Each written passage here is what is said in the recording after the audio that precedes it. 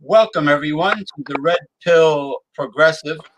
I'm your host, James Piranha Madonna, and I'm here with my illustrious co-host from the West Coast, from San Francisco, California, Mr. Mike Hilton, who's calling himself Same Day Fuck Up. How are things in San Francisco, and how was your week? Well, it seems that this society has evolved to some kind of emergency situation every 5 seconds. It's difficult to even answer that question anymore because maybe that wasn't living in an issue every 5 seconds. Yeah, that wasn't an appropriate question to ask. How are you doing, especially with the latest turn of events in the headline news? But let me give 7 lucky bells to keep the evil spirits away. Hold on. Good.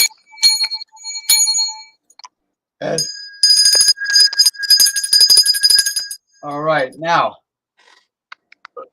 let's sink our teeth into the subject. I was watching Bobby. Well, you're doing good, by the way, too, James. By the way. Oh, thank you. Yeah.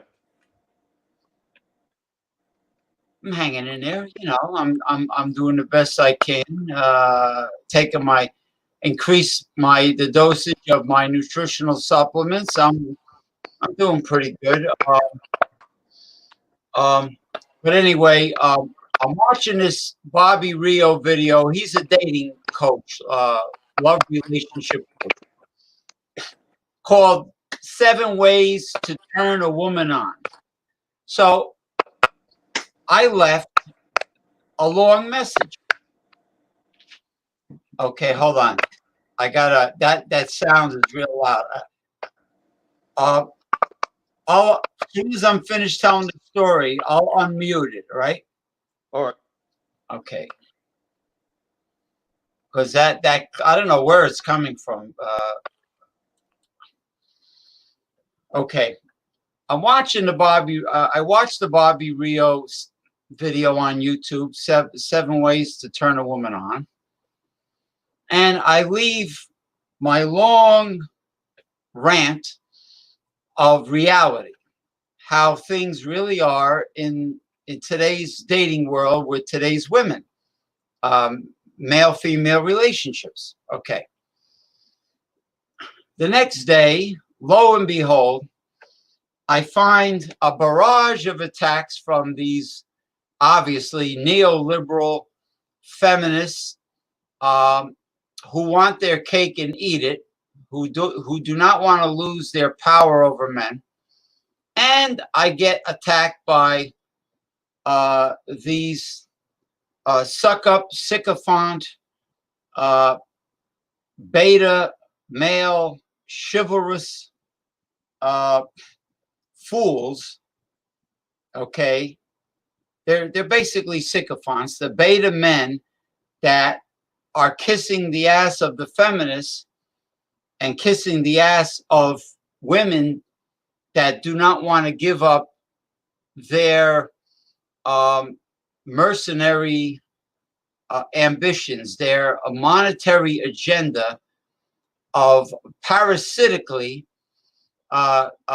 sucking the finances out of a man, draining his bank account dry and his wallet, okay, which is glorified prostitution. You heard it right. It's glorified prostitution. They don't want to give up this power. These beta men are sucking up to the women to simply get in their panties. Now, I can understand the women attacking me that do not want to lose the power they have over men. Okay, based on the fact that men are usually a sucker for a pretty face. So they use their looks and their flirtatious ways, their seductive ways to get what they want out of their boyfriends, just like they got what they want out of their daddies, daddy dearests, when they used to bat their eyelashes at daddy and get everything they want. So I can understand about the women not wanting to give up their power. But what I don't understand is how low and degrading the beta male suck up sycophants are going to attack an alpha man from telling the real hard-hitting truth. Okay, the real hard-hitting truth. That part I can't understand. I mean, I can understand that an ass kisser is an ass kisser, you know, and that if the person is kissing a feminist ass to get in their panties, that this same person is probably kissing his boss's ass where he's working. He's probably a company man.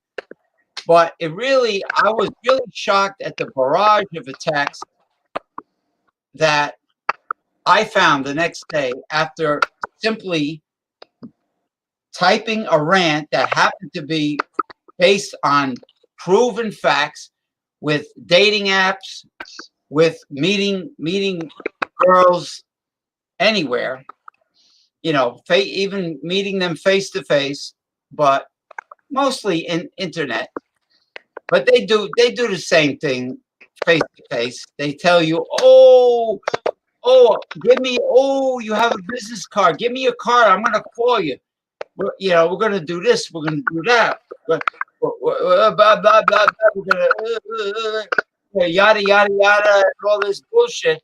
And guess what? Even women that you meet face to face will ghost you. Ghosting is very popular on dating apps. Now, based on what I just said about the suckers being attacked for telling the truth, and then we'll get into ghosting too. But what is your take on what I just said? The attack is lacking.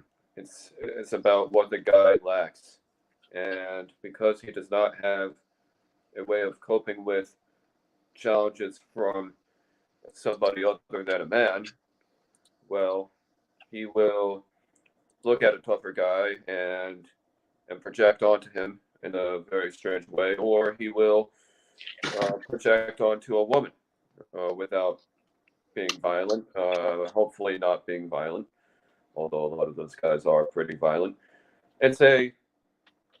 Even if it's somebody who's quite big, I would say that it's largely due to ego, and would say it could be a childhood thing. Something like anybody in my mind who kisses ass, like what you said, they are used to getting what they want all the time, and it just blows up their ego. And somebody who just doesn't actually participate with others. This is the whole issue with serial dating. Serial dating. That's not abundance. Sorry, that's not abundance, bro. You actually have to have options, and at some point, people have to just tie their shoes up and walk out the door and commit. It's really not that difficult. There's a lot of my mom would talk about this. Don't know about talking about her on the show isn't necessarily the best idea, but my mom would talk about this. Commit, Mike. You need to. Well, my name was different then, but you need to commit. You need to commit, and Right. it's would say that commitment is the lowest form of ego, or the best kind of ego somebody can have. Is somebody who commits.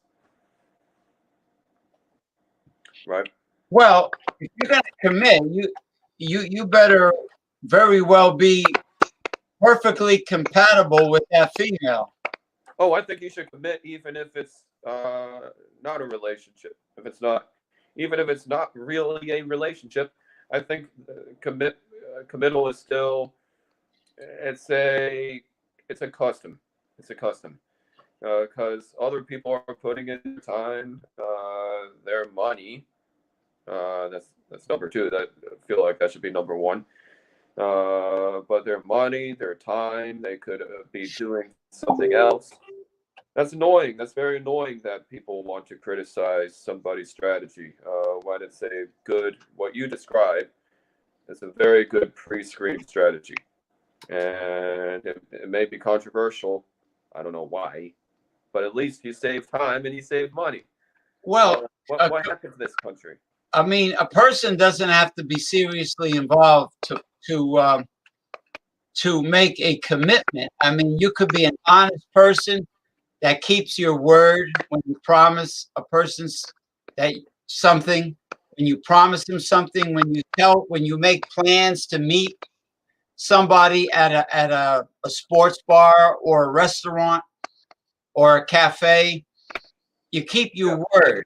You're a person of your word. Now, an honest person that grew up and was raised by an honest family is going to be honest and truthful, whether they're seriously involved or married or single or MGTOW, or not, So, but to be attacked for telling the truth and being perfectly honest and telling people your true opinion, how you really feel, based on facts, not based on, taking thoughts out of my head or, looking up at the sky and coming up with my own ideas, based on experience and reality. The people attacking you, did they use any facts?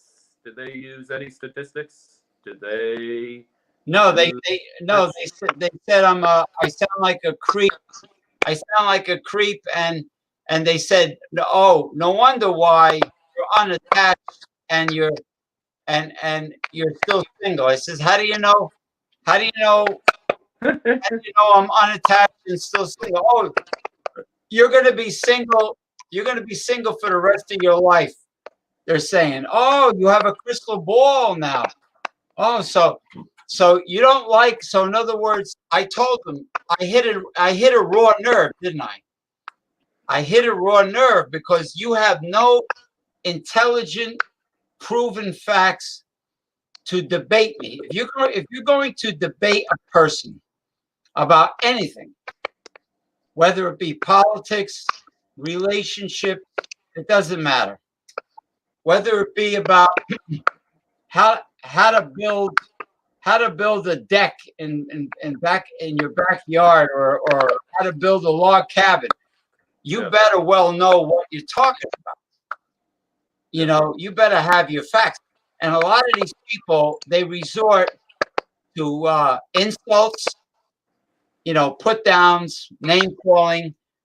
What's the term? Ad hominem attack. Ad hominem, ad hoc, or something. But yeah, ad hominem attack. Is when these liberal Democrats. I thought that was only a fascist, conservative Trumpian. Well, ideal is to just insult people or change the subject because you're losing an argument. Well, yeah, they do that when they can't debate. They try to interrupt you. They try to outshout. They try to shout you down. They try to shut you down. They don't give you a chance to talk. If they had a megaphone, they would be real happy. And they resort to name calling, hitting below the belt. They resort to name calling. This is what they do. So these people are more or less, I guess I would classify them as internet trolls, because they did not intelligently debate me. I said that it's fake, phony, fraud feminism when a so-called feminist wants, it's okay if she wants equal pay for doing an equal job. If is a big word, Mike. If she can do that, an equal job for the equal pay. But what makes them a fake, phony, fraud feminist is when they try to size up your income at the beginning of getting to know you. They're supposed to get acquainted with you at the beginning, right? And they're trying to size up your income by asking you, what do you do? What do you do for a living? What's your job? What's this? Instead of asking you about, Michael, do you have any hobbies or interests or passions or things that you enjoy doing in your spare time? That's how you get to know a person. But no, they try to size up your income. So what I do is I tell them, then you're not a real feminist, because equality has to be across the board. It has to be across the board. Otherwise, it's not real feminism. It's not real equality. I says, in our society, the person that does the inviting naturally is obligated to pay. But this is why women have alligator arms. They have short arms and deep pockets. That's why they don't ask guys out very rarely, unless they really have the hots for a man. But yeah, this is why that's not real feminism. That's not real equality. I think that's why they get upset, is the money issue. They get upset because they know they're not going to get any money from the guy. You see how obsessed women are with materialism, with money, material things? You see how obsessed they are? It's incredible. I mean, that's not how you get to know someone. That's how a gold digger sizes up a man so she can exploit him and use him. The feminist buy-in dinner scam, the greatest dating scam in the history of dating. Yeah. Well, we call them here in my region, we call them dinner and drink whores. Oh, that's a popular term in your neck of the woods. Dinner and drink whores, because a cocktail is not cheap. No, and you see, as Corey Wayne, I'm kind of impersonating him a little bit. As Corey Wayne would say, well, we are just in. It looks like Eric is in the motherfucking building. We have Thomas Metal 75 from New England, from Massachusetts, and he is here. I don't get to be from New England, but that's okay. Yeah, but look at his new haircut. He got the barbershops opened up in Massachusetts. He got something's finally happening in Massachusetts.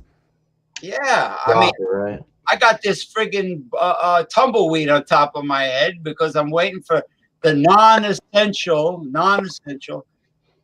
businesses to reopen. I don't care if there's only one or two people in there. I mean, I'll make an appointment to get my hair done. Get it done. Now I sound like I'm in a beauty parlor. You get it cut. Yeah, you get a buzz. I don't mind making an appointment. I respect social distancing, but for God's sakes, these people are paying an overhead to have their businesses exist. The retail stores, the mom and pop stores on Main Street, Yeah, the barbershops, like I mean, come on, let them survive. Just have some rules. I mean, not Murray. Andrew Cuomo did it in most of New York State. You know, this man's state did it. But this guy is kind of anal. This Governor Phil Murphy of New Jersey. My God, I mean, he opens up state parks. He opens up county parks. He opens up the Jersey Shore. And then he decides, oh, the concession stands. All right, you can open up too and sell hot dogs or whatever. You're shitting me. The concession stands are open. Now, what do people do on a boardwalk when they want to get something to drink? Or if they want to buy a jumbo hot pretzel or or whatever, or pizza, they stand on line outside on the boardwalk. There's no. It's not like going into a dining area of a restaurant and you know, saying, oh, it's kind of crowded here, I'm going to catch something. You know, no, you're outside. You got the ocean breeze blowing. You're standing on line and on the boardwalk. Let these people make a living and pay their overhead and you know, and survive. But anyway, the pandemic wasn't bad enough. We have another case of horrible, despicable police brutality on video. And I don't know how true it is that they knew each other for 17 years, working in the same. It could be a crazy bullshit Facebook article, but I don't know. Just know that hooliganism, vandalism, setting a police precinct on fire is not the way to protest racial strife. And yeah, I think that's a riot, right? That has devolved into a riot. Right, it's like the Rodney King. It's like the Rodney King riot, you know, and it's an excuse to. I bet they're looting too. I bet they're not just destroying. I bet they're breaking in and they're taking things. Now I heard from the Young Turks that it wasn't the people from the neighborhood that did this. There were gang members that were there doing this. And the Cenk Uygur, the young, you know, who started the Young Turks. It's a progressive underground news organization, and they do a pretty good job of reporting. They're very articulate. They're very intelligent young people. They sound like Eric, actually. So, what's your before you crack open your beverage? What is your take on this horrible situation?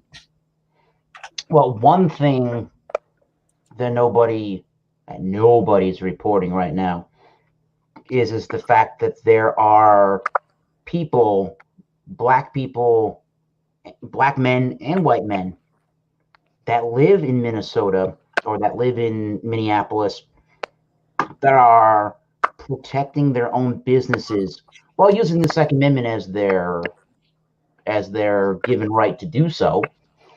They're using the Second Amendment to protect their local businesses from looters in Minnesota. You know, and nobody's reporting on any of this. You know, why the hell would I don't somebody know. loot something You know, during they a did the pandemic? same thing during Rodney King. They showed Asian store owners on the roof of their store with pistols, and to keep people from busting up their store. Why would you raid anything during a pandemic? I'm just gonna.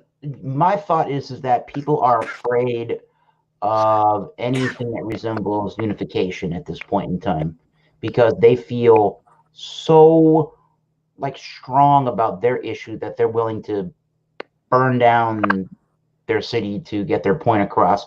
But when somebody tells them, no, motherfucker, we're not doing that, then people are really nervous and afraid about that. So that's one thing that's happened. But just to read a little bit, I was trying to have a civilized conversation with a buddy of mine about this whole incident, and he just keeps butting in and he just keeps interrupting. Like he honestly wanted to hear my opinion on this. He really did.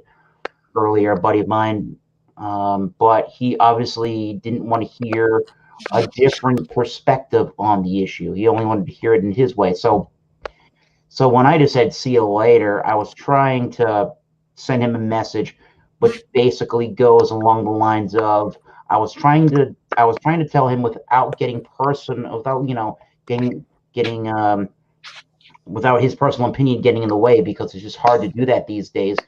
That we're going to now need the judicial system to look into this, and for them to do their job prosecuting that police officer in the video of him kneeling on Floyd. And I'm curious to see now what the outcome of such a court case is going to be. And I want to know two things, or really three things: what that ruling is going to be, and if there are any constitutional ramifications in regards to that incident. Because I also want to know how lawmakers are going to respond to this, and if they're going to work on fixing our issues. Because if all we do is burn down businesses and storm Capitol buildings, sorry, that didn't help anybody's cause. If that's all we did and nothing happened, we need to vote some people out of their political office if they're not helping anybody's cause. But please don't. I want people to realize this. If anybody gets the opportunity to watch us live here, don't look at me like I'm a bad guy in that I approved of any of the actions that were in that video of that officer that led to Mr. Floyd's death, because what that officer did is not right. I think we can all agree on that. But I just don't have all the facts in terms of, we don't have 100% of facts on any issue at any point in time. But just to say that because that video exists means that just painted the picture plain and clear as day, that we know every aspect of it. I don't agree with that. But what we need to start doing, before I shut up, is I feel like we should start marching directly into streets. And if you got to cut off traffic in the middle of the daytime, so be it. Get your point across. Get a spokesperson like Martin Luther King did for his issue. Apparently, there is need for a great leader in this movement, and that's what it took in the 1960s to get what's going on now. But here's what I don't appreciate is being instantly silenced for my own personal opinion, because I have every right to make my point. But I get irritated when people feel they are so right that they can't tolerate listening to anybody else. That's annoying, and that's my number one thing that gets me in these kind of issues these days. Yeah. Well, it's censorship is what it is. It's kind of like the back and forth that's going on between the Twitter CEO and Donald Trump and Mark Zuckerberg. Mm-hmm. And censorship all around is bad, and it's against the Constitution. It doesn't get anybody anywhere. Yeah. And when somebody when somebody tries to shout you out and interrupt you or censor you or mute what you have to say, then it's no longer a democracy. It's a totalitarian regime. Whose issue are we really trying to work towards? And that's just the general. That would be my general question then. Is this even the issue that you really feel that strongly about? What are you doing about it? I mean, spreading the word is one thing, but if that's all you're going to do. Well, I know that just spreading the word and powerful. I get it. Just to, like a namby-pamby, like a hipster, protest in a very pacifist way. It's got to be more forceful protesting. People have to get involved, which a lot of people don't do. And I know in Baltimore they had some riots that quickly ended in Baltimore, Maryland at that time. But this is of course a much more severe situation. But the media, my problem is, besides not being anti-censorship, my problem is with the U.S. media that only shows certain sides of a situation and doesn't. They're not well-rounded. They don't show the overall picture. In other words, what I'm saying. In other words, like what was that, North Carolina, where that white college girl was protesting the white supremacists and she got killed. Was that North Carolina or South Carolina? I don't remember that. Yeah, well, the thing is that if you have militia people or white supremacists, fascist nationalists coming to that area with their AR-15s or AK-47s or whatever they have, you know, all the gun fanatics, if you have them showing up and the news media doesn't show what they're saying and the racist things they might be blurting out and what they're doing, then the media is very biased, which we know they take their marching orders from the oligarch, and they are biased. You know. I also don't really approve of the notion that whenever any of these kind of instances occur, or there's something that has to involve the varying police departments throughout the United States, everybody looks at a piece of video just like a lawyer is going to do, and they pretend like they know constitutional law. They pretend like they've studied and they've gone to Harvard Law, and they know exactly every single piece of legal terminology and the law to a T, and then they just know exactly, you know, what's right and what's wrong immediately without even having studied any of that to really have that keen sense of understanding. Now, I guess people seem to be taking that as, I'm a cold, cynical bastard and I don't care about anybody. Let's just do this right. Let's not fuck this up. You fuck it up, you're gonna just have to do this all over again. Don't screw it up. And if you don't like speak like you like you're some scholar and you know every little aspect of this case, you know exactly how it rules, and that's just the way that it is. Like, you know, we have all these checks and balances for reasoning. We got to let our judicial system do their job enough for the legislatures to start making change, right? Right. We're going to find out what happened. We're going to find out the truth. It's going to come out, and then it's on our politicians to themselves start to make that change happen. See, the problem is that police officers supposedly cannot be tried in a criminal case, only a civil case. Now, with all the obvious murders, well, let's just call it what they were in recent history, going all the way back to Rodney King. I mean, the evidence was clear. Now, hopefully, that will change. But you know what? Our political system has become so corrupt. Both parties, the DNC, forget it. They're totally corrupt. Republican Party with Mitch McConnell, corrupt. Look at 2016. Did you ever notice that even though Green Party candidate Jill Stein was on the ballot, she was not invited to one single presidential debate? It was only Hillary Clinton and Donald Trump.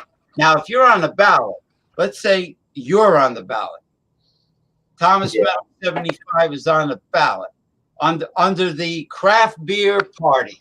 Now, don't you think you should be invited to the presidential debates at least? I mean, if you made it to the ballot, you know, I mean, I don't know. I mean, you're on the ballot. I'm not saying that are we including all the underreported murders of whites, Latinos, and Asians too?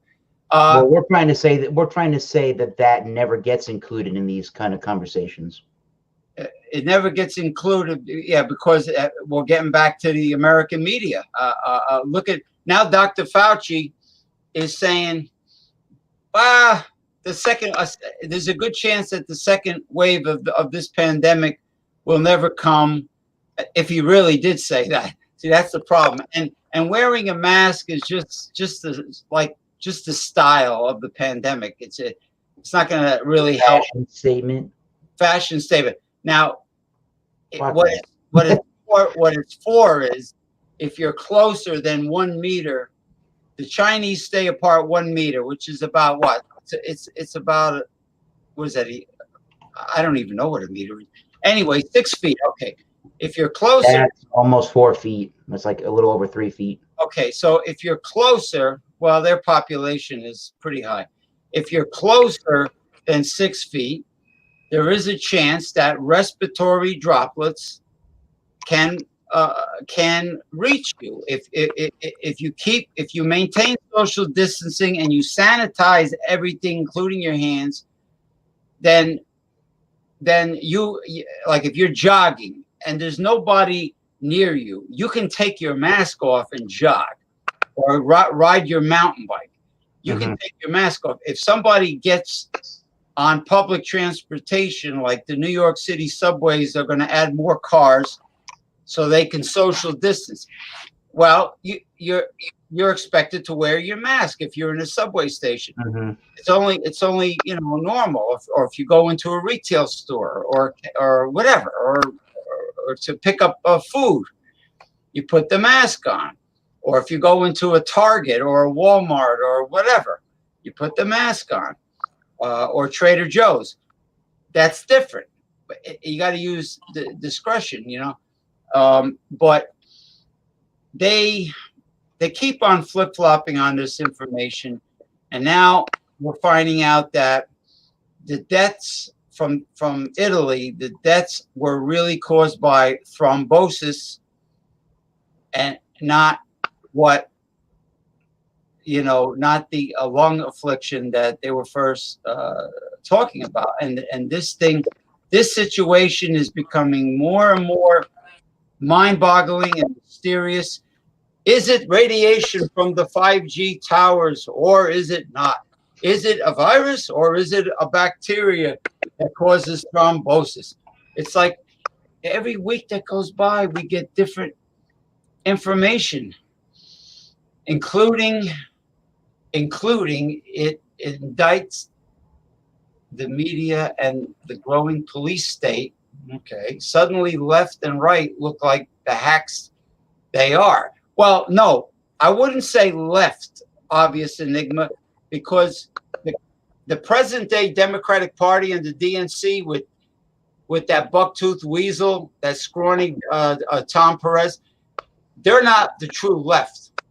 The true left is possibly Our Revolution, Democratic Socialists of America, the Bernie Sanders people with Nina Turner. Those people are leftists. Those are progressives. There's no way that the Democrats today are leftists. They're centrists. They're moderates. They're centrists. So, Mr. They're centrist, and we all know that, unfortunately, capitalism has become very corrupt. Mr. Michael Hilton of San Francisco, what is that beautiful amber brown or reddish I thought brown? Eric was gonna go. I thought Eric was gonna go first. Not to ding you. Yeah, but you poured yours like 1,000 years before. I don't even think. Not to undercut Eric. I don't think Eric cracked open his yet, did he? No. No. Well, show yours. Come on. All right. I just wanted to not to undercut anybody. This is Say what, Michael Hilton? This is a Modelo Chilada. Oh, that's why it looks like that. Shunny. Let's see a close up of that beer. Let's see a close up of that beer. Here's There's a close up of the can. Yeah, but he holds it crooked. Right. Crooked. Modelo Chilada. Eric holds it straight. Yeah, Modelo Chilada is 3.5%. 3.5. It's like carbonation up to A. Doesn't get any hazier than this. Signs of because of the tomatoes. I think it's unfiltered. Tomatoes. Tomatoes. It also has salt, and enchilada is something like michelada. That's what michelada style beer, as they say on Untapped, and it's an import beer. Tomato, salt, and lime. I almost said thyme. Tomato, salt, and lime. are added in this. Is it much like the original Modelo? Yeah. It's it takes a bit of getting used to though. I'm having trouble with the malt and the hops on this one. No, I wouldn't figure either of those are really going to shine through more than like the tomato, right? What's that? I said I wouldn't think that the hops or the malts are going to shine through over the tomato, right? Not as much. Now the tomato, I have to tell you, the tomato is actually, the more I drink it, the more delicious. It's one of my favorite words. But the more tasty it is, because the tomato just it builds. So no, it's not very hop forward, but it's it has nice yeastiness, a nice bready feel. I think it's, as Eric would say, it's good on the palate. It's a biscuit. It's a big friggin' tomato biscuit.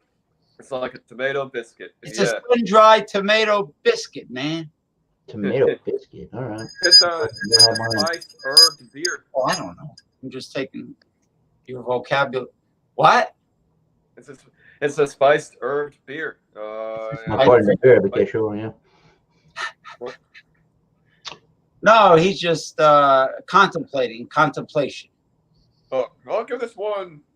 He's got that. Ouch.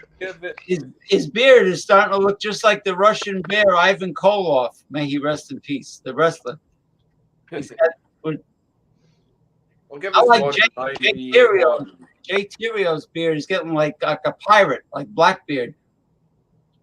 You know what? I think I'll give this one an 88. It's an 88 out of 100. It's a B plus for the style. Overall, it's 91. It's 91. But I tried a Bloody Mary once. Not a fan. Couldn't. You like Bloody Marys?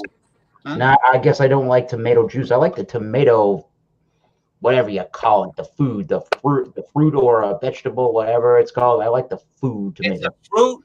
It's a fruit that's used as a vegetable, just like an avocado.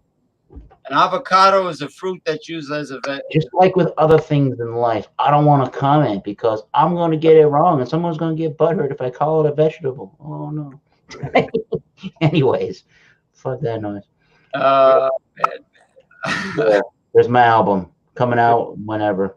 Oh, yeah. Wait a minute. When you guys rehearsed recently, did you do it on StreamYard? No. We rehearsed once. Oh, how's that going? We rehearsed last Saturday or last Sunday, and then the manager that runs that practice rehearsal facility reached out to me and said they have to shut down again per the Board of Health until June 8th or June 15th, whenever Massachusetts Phase 2 of the reopening occurs. And he said that was basically because somebody complained. Another quote. It sounds like Facebook's community standards. Somebody complained. Yeah. So in other words, phase. Wait a minute. Phase 3 is non-essential businesses. I don't even. I don't know, to be completely honest. I'll look that up. You got a haircut. That means there must be. There's things happening. Yeah. There must be limited occupancy in the restaurants in Massachusetts. They're not even open to go there and eat. You can just take food out. So it must have been somebody you knew. I have no clue, to be completely honest. No, who cut your hair? Must have been. I don't. Oh, it was a local barbershop. Oh, and somebody that you know. You says, would you say, pull the shades down? Could you give me a haircut? No, I mean, they were open. They started opening those kind of places on Tuesday. Interesting. So in other words, a barbershop or a hair salon can be open in Massachusetts with the following guidelines, but a restaurant cannot be open except. So phase 1. Okay. Phase 1 was. Let's see. On May 25th, during phase 1, they could open for hair and pet grooming and car washes and retail and remote fulfillment, curbside pickup, lab space and office space and limited personal services that I talked about. And that was on May 25th. May 18th, when that started, was essential businesses, whatever that means, manufacturing, construction. And then June 1st is office spaces can open in the city of Boston. Now, phase 2 is going to be more of the retail with limitations, restaurants, lodging, additional personal services, such as nail salons and day spas. Office space, good luck with that. Yeah, if they give me the opportunity, I'm just going to start working again back at home, like I was doing before they canceled everything. I think that many corporations have realized that it is very efficient for people to work from home on their desktop. I basically have what I need to work at home. Yeah. You know, I mean, it's great in the wintertime. I mean, just think about it. You know, you still have to clock in and punch out for lunch. Like my sister says, I still have to punch out for lunch and punch back in. You know, on the computer. Just tell people what you're doing. Yeah, so they can still monitor the work you're doing. It's just that you don't have to put your boots on and freeze your ass off scraping ice off the car. You don't have to, right? Yeah. I mean, well, actually, what my sister did, because she was so busy in her career, she hired the landscaper to come in the wintertime with the snow blowers, and every time we had a blizzard, which we don't get too many anymore, they come and do what they have to do. Boom. They didn't charge that much money to snow blow the place. And when you park your car in a driveway, always park it in the winter on the driveway, but close to the sidewalk. This way, if you get buried, you don't have that much to shovel. Yeah. See, Michael don't have to worry about that because he's got palm trees over there. Yeah, slightly not. Superficial. Forgot what snow was. Palm trees? You don't get excited about palm trees? They're very exotic. Well, I say superficial as in they were brought to San Francisco. They are not native to San Francisco. They're not indigenous. Sure, yes, indigenous, right. I bet they're Chinese windmill palms because they can survive in sub-zero temperatures. Yeah, could you? That's interesting. You said some of them died, Michael? Wait, what? No, I just I said I don't even know what snow is. You never experienced a nor'easter? I've never been in a nor'easter, man. Bad winter weather, but never a nor'easter. So. Yeah. Well, I mean, of course. What are they like? There's a lot. They're cold. If you have nice vodka in the freezer, and you put on some good music, it could be fun.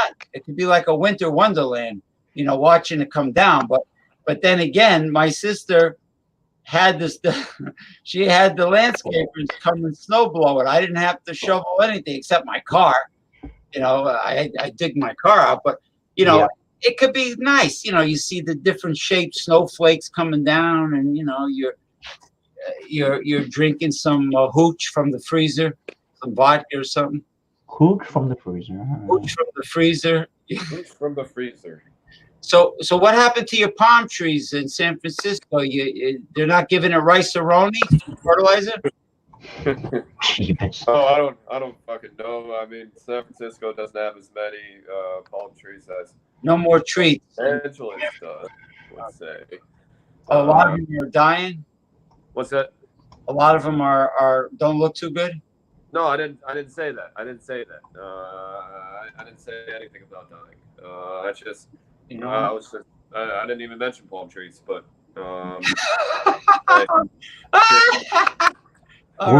quick, give me shit about palm trees, James.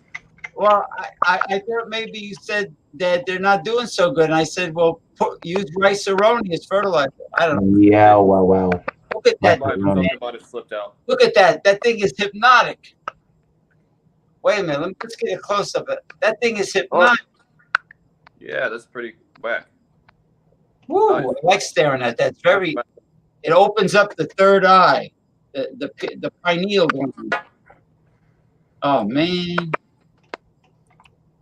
Okay, Mr. Thomas Metal, do you feel a little bit thirsty? Sure. The answer is yes. God damn it! I gotta talk in absolutes. I am fucking thirsty. A little bit thirsty. Jay is doing a taste challenge, right? Tomorrow. Yeah. Something. Super inclusive Saturday. Something. No. He's It's doing morning time. His morning time hooch drink. He's doing Doorbusters at Every day. at 5:30 in the morning or something. He's been doing it every day. I don't know. He talks about it like it's every day. I don't keep up with Dawn Busters. Sorry, Jay. It's just not my. Yeah, but he increased the frequency of Doorbusters. Yeah. Too much beer and too much hooch in the morning. Or whatever you're calling it. I can't drink that early, but no, I don't want to. I put it on the group because he cracks me up when he's solo. Jay's funny when he's solo. He had to crack skulls earlier. He seems like a pretty good buddy, Ronald Hilton, or our son, Hilton. You're Hilton. Oh, Ron Sutton goes and uses F-bombs, and Jay is all like, I don't appreciate that on my channel. I don't like it if you stop, or otherwise I'm gonna have to take people off of the stream. And then there's all that going on. But if that's his thing, that's okay. That's his own stream. He can regulate that as he would like to because it's his thing. Well, he overreacted to a man who's much older than him, and he scolded.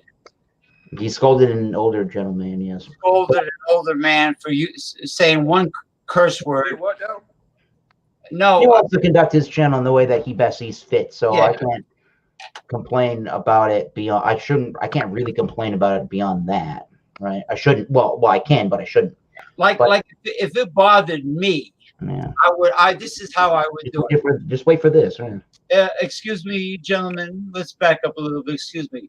I'm terribly sorry, but I do not allow any cursing on my stream. I just wanted to say that, okay? I just wanted to make it known. I would do it in a nice way. Because Ronald Sutton is old enough to be his Faja, maybe. It's gonna be 20 years. He's got to be. He might be like 10 or less years older, but whatever. Michael Hilton ran away. I was just about to talk to you about something. No, he's here. I'm ready to look at your beverage. Okay. I got a little information. I can tell you about the beer.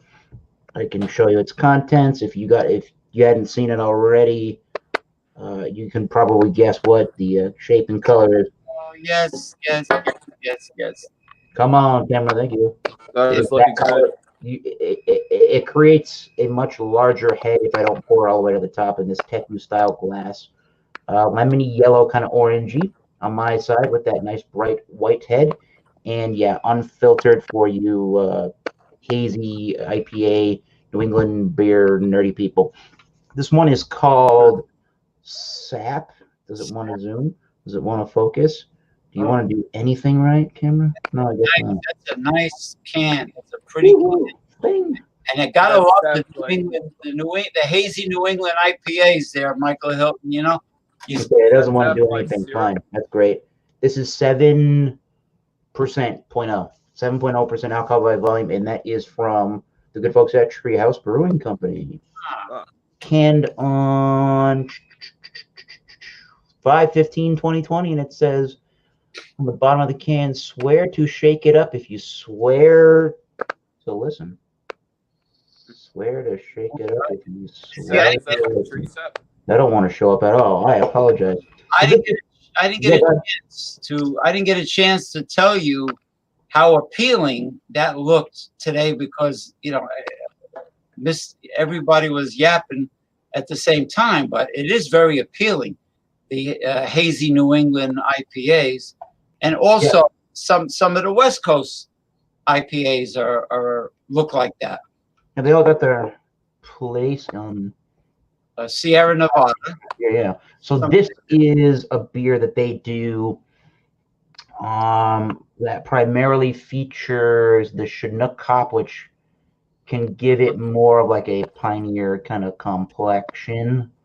So this originated around Christmas in 2011 and was originally brewed and named with the feel and spirit of the season in mind. The name is a little unfortunate because the term sap may lead your expectations, and senses astray, as pine tree sap has just small threads in common with the flavor of this beer. So they're using Chinook and Citra and Mosaics. All right, anyways, you saw what it looked like. Probably gets 100 out of 100 on beer, I would imagine. You're not getting a giant smell, really. It's kind of dry for what it is, but I get a lot of pineapple on that one, and then the grapefruit. And then I get like almost like bubble gummy, but it's kind of like a sweeter, kind of a yeast strain with some white bread underneath that. There is a little bit of like the hoppy oiliness in the background, a little bit resinous, not really that bad again for even the way that the malt smell and the tropical kind of fruit juice notes that I get. It still has a clean kind of a dry smell about it, if that makes any sense. Maybe that's considered semi-dry? Sure. All right. Cheers. This is... Cheers. That is a very... Sap. They call that sap, people. That is a very delectable looking craft beer. It got a little towards room temperature, so not as quaffable. But, ooh. Now, ales and porters and stouts are supposed to be consumed at a not very cold, like let's say a lager or a pilsner, right? Is that true? That it's best to temperature? I mean, not universally, but there are styles that would be that the brewers would prefer you to drink at a warmer temperature to get more of its flavors. If it's colder, you tend to mute and mask flavors. You don't get quite the subtleties when you're chilling it down to that refrigeration temperature. But this one, I'm getting a lot of like spicy resinous kind of hop notes, kind of bittering notes in the bottom of it. There's a lot of grapefruit, and then I get a ton of pineapple on this one.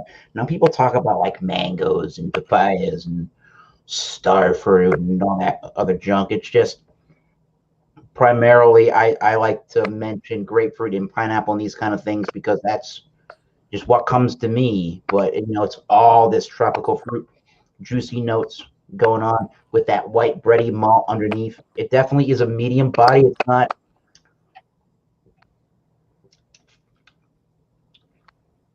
So I get like this bubblegummy, I don't know how to describe it, like with wheat beers, you can kind of get like a bubblegummy yeast strain thing. And that's what I'm getting out of this. I assume there's some white wheat malt doing that. And then it kind of dries. The head is definitely pretty fluffy in its consistency, and that's how that is tasting. Medium body, crisp, clean, ultra refreshing. It definitely has more like that spicy, almost like a slight, I don't know if it's white. It might be like more like a white peppercorn kind of a spice. So not quite as just, straightforward, unapologetic in its flavor there, like as smooth as some of these other ones are. I guess I prefer them to be a little bit smoother for the Treehouse Brewing Company, but this one's a little bit more on the complex side. There's a little bit more to pick up in it than just your standard treehouse beer. So, I mean, I don't know. It's at least a 90 minimally. Not my favorite of the treehouse beers, but I mean, you just go and get a treehouse beer, you're going to be happy regardless of what style. So, cheers. Great. Fabulous. Fabulous. Yes. They say keep cold, drink fresh. All right. So, Mr. Hilton, you graded the Michelada. You're not crazy about it, but you know it's okay. It's. And I got, Oh, what you got there? You got. I kind of A hot already project had, concept. wait, guys, hold on. I kind of already reviewed this, but it's Dank and Sticky by Hop Concept. Dank and sticky. Their Hop Freshener series. It's a 8.5% ABV, 85 IBUs. Oh, that's what it's called. Holy shit! That's what it's called. Dank and sticky. Dank and Sticky. If anyone's in the chats and comments watching, we got to get a GoFundMe together for a microphone for Michael Hilton. Let's do it. We got to hear you loud and clear. So. Thank you. Thank you, Eric. But he's much louder than he used to be because I told him to crank it up to the max. The hops are Cascade, Centennial, Chinook, Comet, CTZ, Eureka, Mosaic, and Symphony. So I had something from them recently. I'm going to look it up and see what that was. It's just loaded with hops. I want to see what you think about it. I thought the one that I had, and again, I'm going to look up what the name of it was, and it had like 7 different hops too. I thought it was kind of a little not messy is not the word. I thought it was a little all over the place with what the hops are trying to do in that beer, but I'm curious to see what you think of that particular one. Thank you. Maybe too hoppy, but one finger whitehead. Me too. Orange. It's an orange fucker, man. It's an orange. Do they have a website? I don't think they have a website. They must. Carbonation's pretty good. Looks unfiltered. Good glazing. High body beer. Let's get the aroma.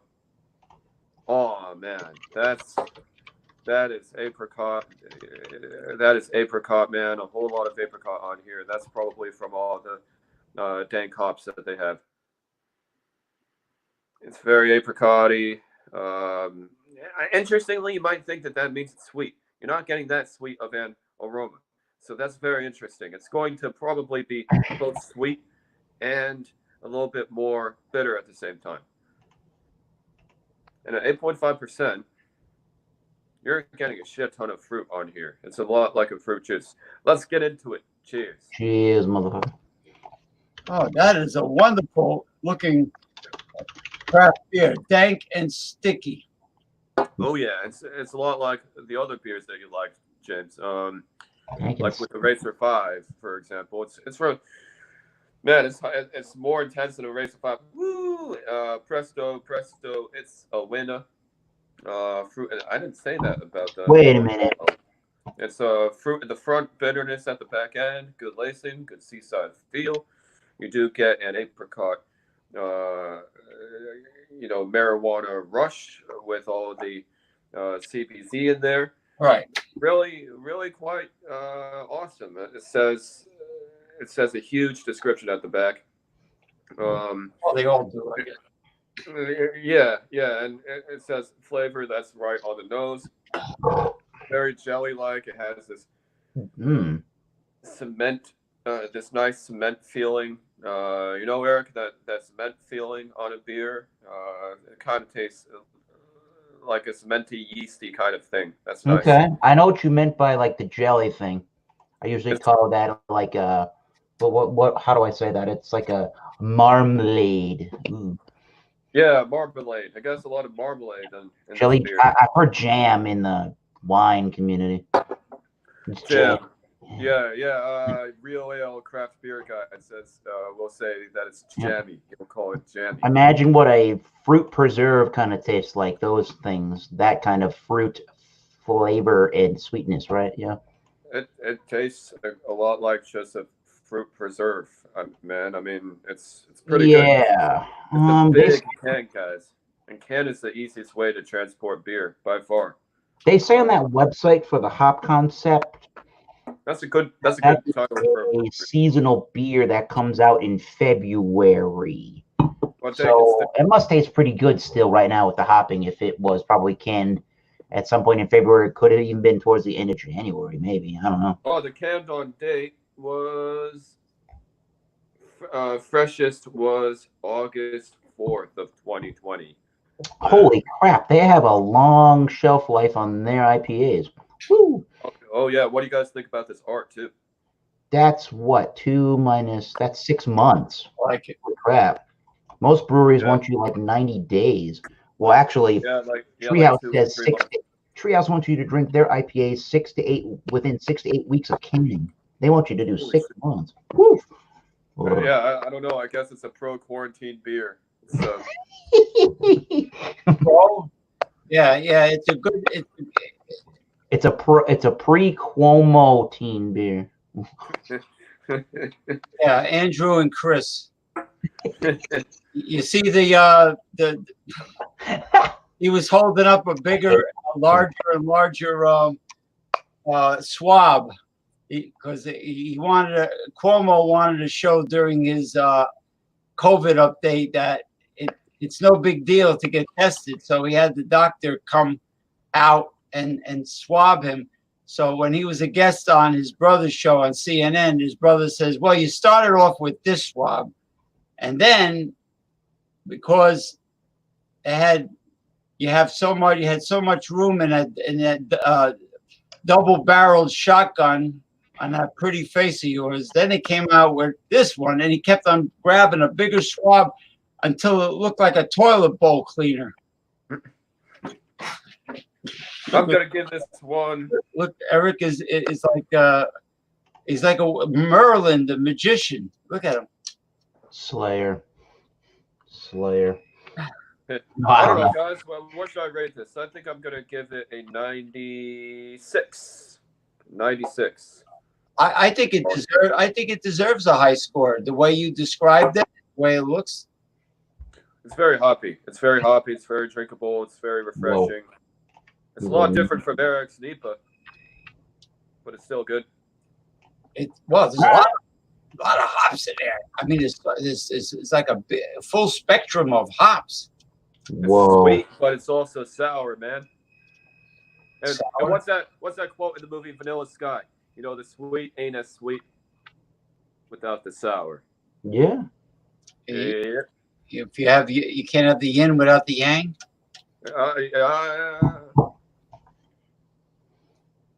You can't have the rice without the roni. I guess. No, sure. This is A+. This is A+. And I give A++ to the can art. Yeah. You know. What's terrible? I might give it a 69 out of 100. No, I'm just kidding. 69. No, that's a great prize. No.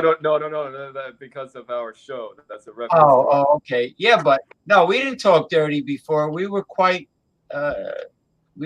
intelligent, respectable.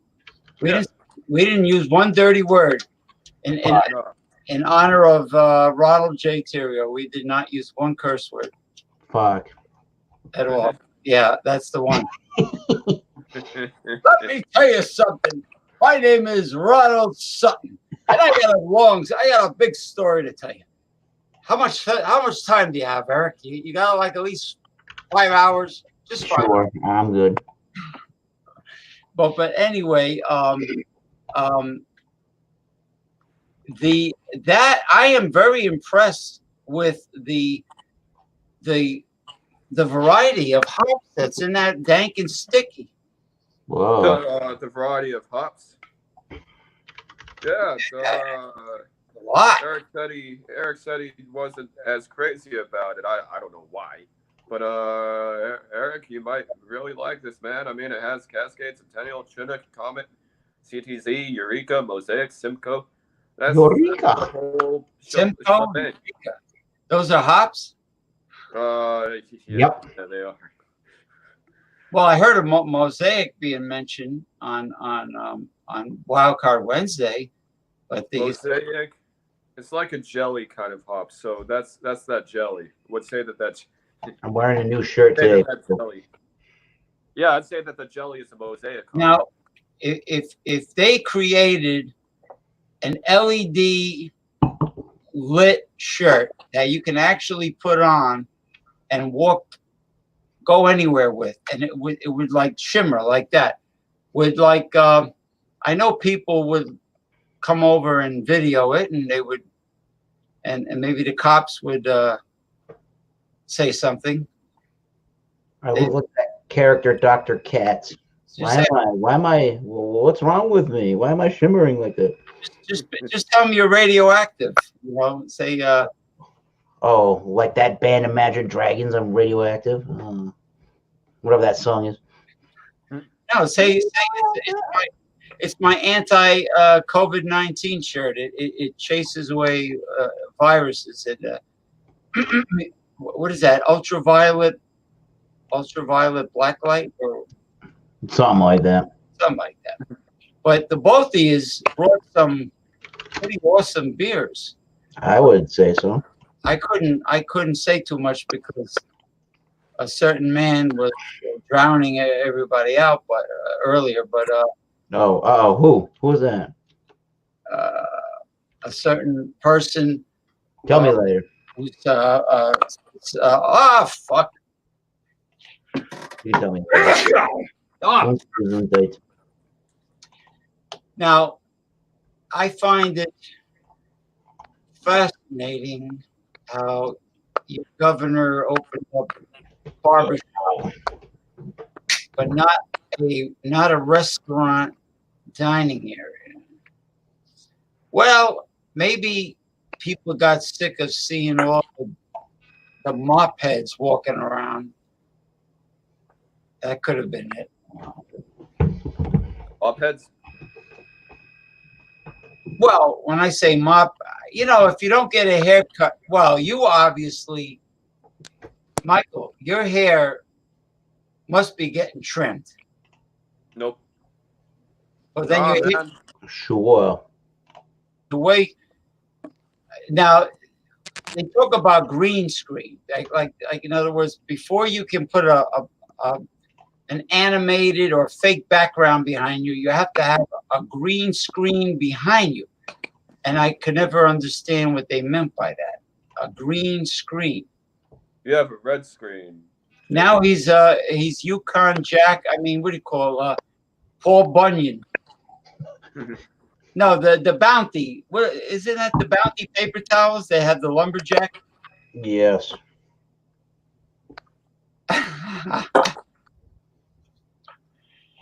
You've seen it live. Yeah. You look very red, Phil. But actually, that's very nice. A flannel, an animated cartoonish flannel shirt. Now, Mr. Mike, has the flavor of the dank and sticky changed since the temperature went down? Well, I mean, went up a little bit. It was a pretty chilled snifter class. What's funny is that after a while, if you chill the beer, even if you lose the temperature, I think it's just still the same nice hop profile. And if anything, I think that's what's so good about freezing it. It's because it lets it last longer. Some beers, they're not as dank and they're not as sticky. This is dank and sticky. Namesake.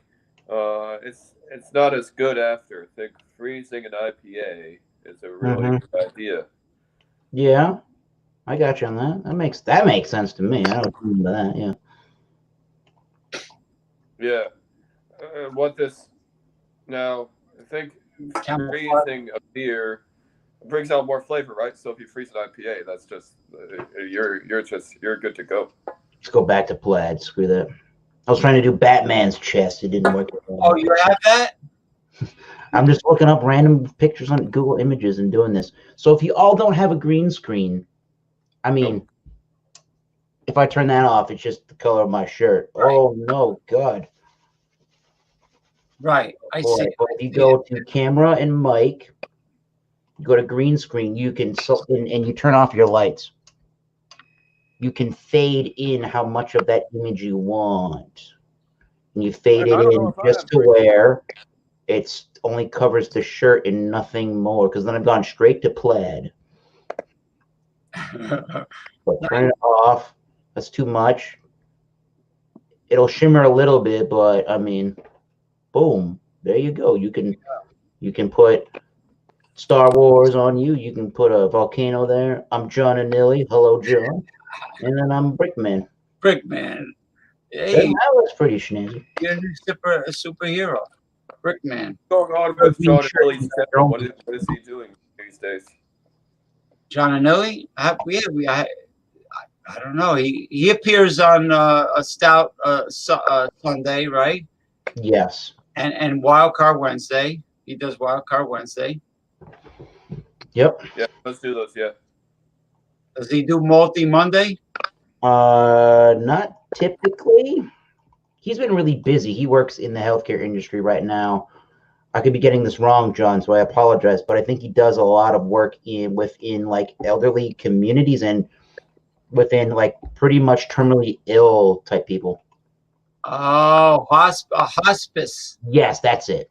Hospice. I don't need to speak for you, John. So if you ever get around to watching this, you feel comfortable explaining that. Be our guest on that, if you will. That's tough. No, that's tough. I agree. Yeah.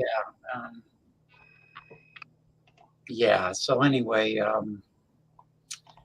You can go to the hospice, or you can get hospice care in your home. Yep, he goes to these places. That's what he does a lot. And I think he's got some managerial type role where he does a lot of managing of people and time slots where people go in and do their job. well,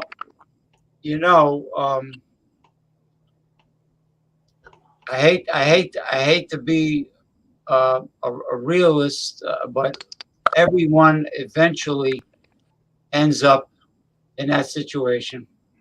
That didn't work. I mean, unless with technology, they turn us into half human and half cyborgs. Oh shit, that'll be sweet. That'll be sweet. Well, the $1 Million Man was the Lee Majors. That was the old show, but Right. it's based on reality. I mean, Japan already has intelligent android robots that you can hold a conversation with, and it learns, acquires a personality based on the master communicating with it. I think Eric just said "damn it" under his breath. What? I think Eric just replied to that "damn it" under his breath.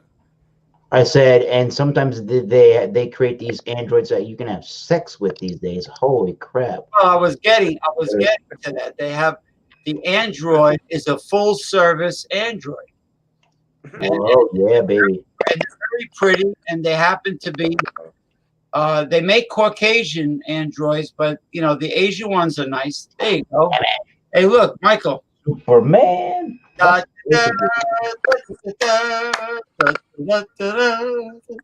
want to fix that right quick. Nice. Yeah, he looks good, either Brickman or Lumberjack plaid. Damn it, Superman's up here. What the hell?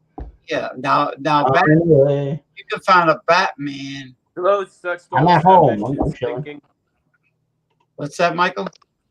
Do sex dolls have issues with syncing to the internet or something? No. They're real. They have soft skin, but it's fake. They have a temperature, a body temperature. From what I understand, they speak very articulately. They're highly intelligent, and they develop a personality. They actually develop. They express emotion. They have I don't know how they do it, but you probably have to use like Astroglide on them or something. Well, we all know a human being can't do any of that shit, so that's There a we good go. deal. Well, they won't give you aggravation. They won't nag you. At least I think they won't. They won't complain. Look, he's got the constellations of the universe on. You know, that's a good looking shirt. Man. That's a good disco. All right. That's a good disco shirt. I should have put my NASA shirt on. No. Yeah. I'm fancying that one. All right, here we go. It's not bad. It was, you know. This That's my stream favorite is. one. Let me do a dad joke. This stream is out of this world. The stream is out of this world. Uh, Broad certified urologist, Dr. Dick Trickle.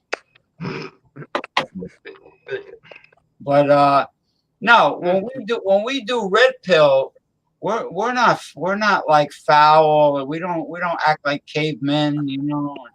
you really can't be, man, because you'll get into all kinds. We don't You'll talk. get into all kinds of trouble if you're talking this shit. We don't talk like Planet of the Apes. We have a normal discussion about dating today, dealing with women today. We're going to talk about ghosting for a second. Well, we want to talk about. Hey, now you're a referee. No, not a referee. NASCAR, the flag, right? No, ghosting. I am that, but it didn't work very well. Ghosting is when you're talking to a woman you just met, and everything is going great, and the last conversation you have with her is positive, and then all of a sudden they mysteriously don't reply anymore, or they don't contact you. They just vanish. That's ghosting. That's what they mean by ghosting, and it's not logical. And a lot of people do it unless a lot of the girls don't believe if they meet somebody nice on the internet, they think that something's going to go wrong, or the guy is lying to them, or he's full of shit, and he's not sincere. Maybe they think it's too good to be true. And Eric's in a rock band. I feel like he never has to deal with shit like this. I've not been doing it right for 32 years. If you think I know about women, and I'm 32. That's sad. I get it. Urban Dictionary says ghosting. The top definition is when a person cuts off all communication with their friends or the person they're dating, with zero warning or notice beforehand. You've mostly seen them avoiding friends' phone calls, social media, and avoiding them in public. And then this other definition says it could be one of two things. One, the ghosting can mean the viewing of a streamer for the purpose of gaining information that they could use to gain an advantage against them, no matter if it's their team or if they're an individual. And the other one is ghosting can mean the shutdown / easing of communication with someone without notice. This can include, but does not always require, the closing or shutting down on social media accounts or ports of contact, such as email addresses or phone numbers. Yeah, so it's almost like 99.9% of what I just said in other terminology. A mysterious, illogical ceasing of communication for no obvious reason, because we don't know what goes on in a person's head, especially a person who thinks based on emotion.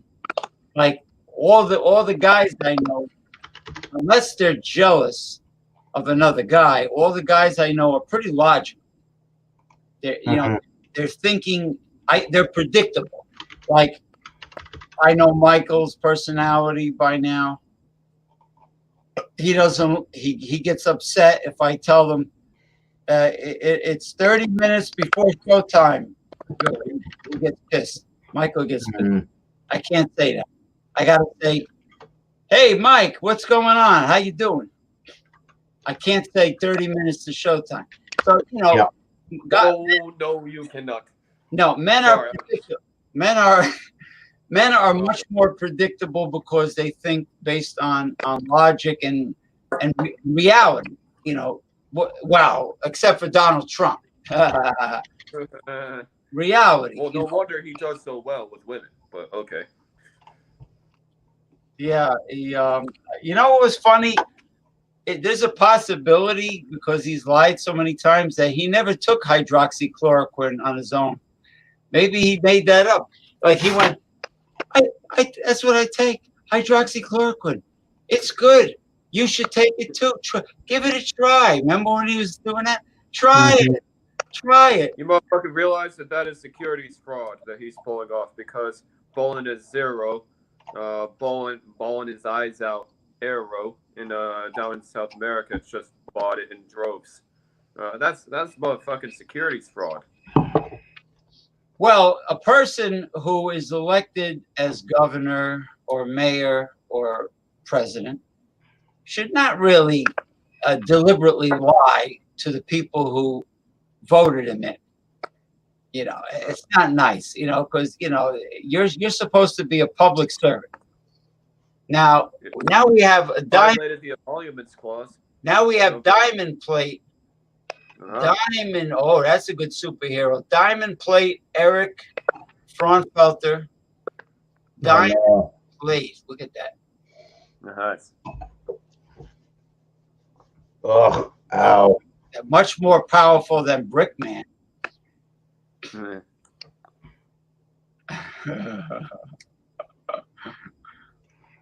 You see Mitchie, Eric? I'm a figment of your imagination, I guess. Oh. No, he is fading into another dimension. That's a portal to another dimension. Yeah, the sewer system of New York City. Goodbye. Oh, you guys were talking about death. I mean, death, yeah, your number's up, your number's up. Hey, Diamond Plate shirt. Well, death is... Your number's up, but it could be euphoric, as some people said. Some people said death could be euphoric. Right? The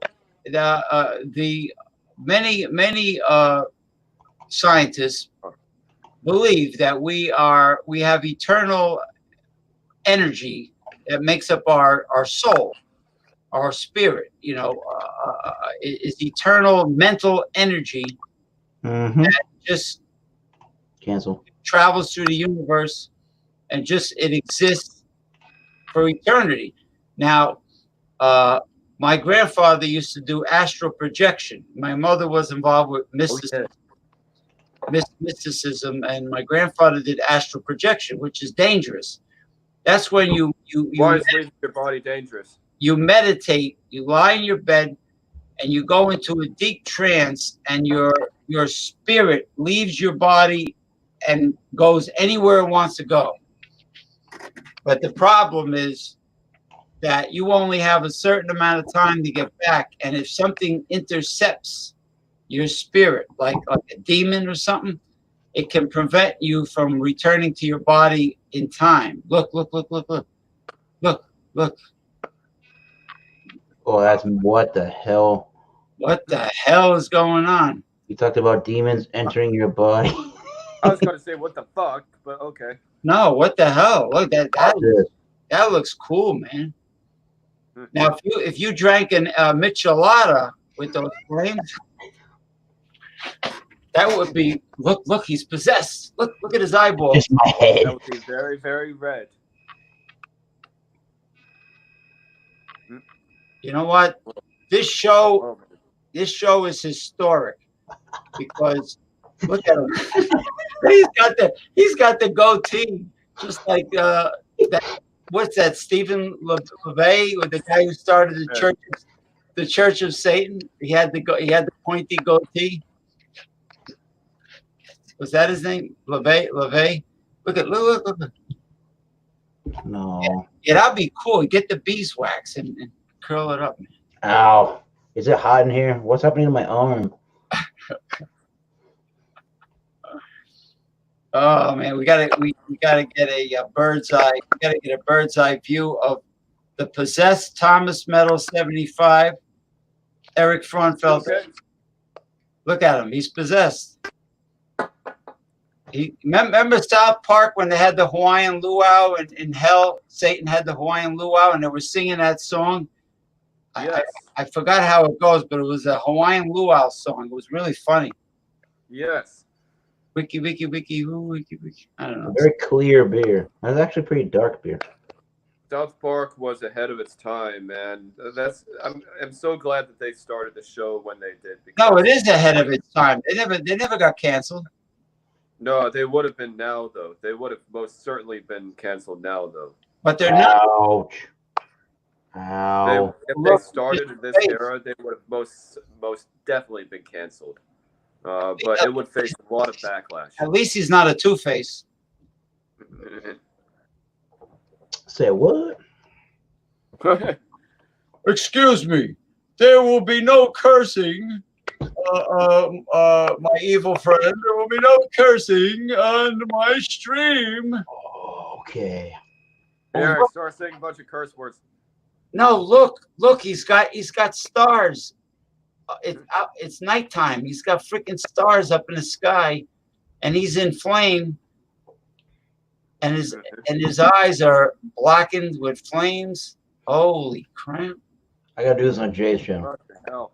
Oh yeah, what the hell? Oh, Oh, there, I said it. There it is. I said it. Fucking hell. yeah. Well, here, there's no censorship. You gotta really. Did you picture Sutton now? Could you picture Sutton seeing all this? No, not really. Oh, he'll be flabbergasted. How about this one? All right. Not to say when you work out, just that people notice when you work out. Let's see. Can I do this? Well, yeah, because you get in better shape. Oh, good. Oh, where'd I go? Come back to There you me. go. James, you're very fit. Well, I work out till failure, strenuously. Yeah. Oh, yeah, But yeah. I had to change my workout system. I was working out too much, 6 days a week. I had to cut it to 4. You should do aerobics, James. I know you don't like it, but it's on YouTube and it's cool. I- Sure. I'm the devil.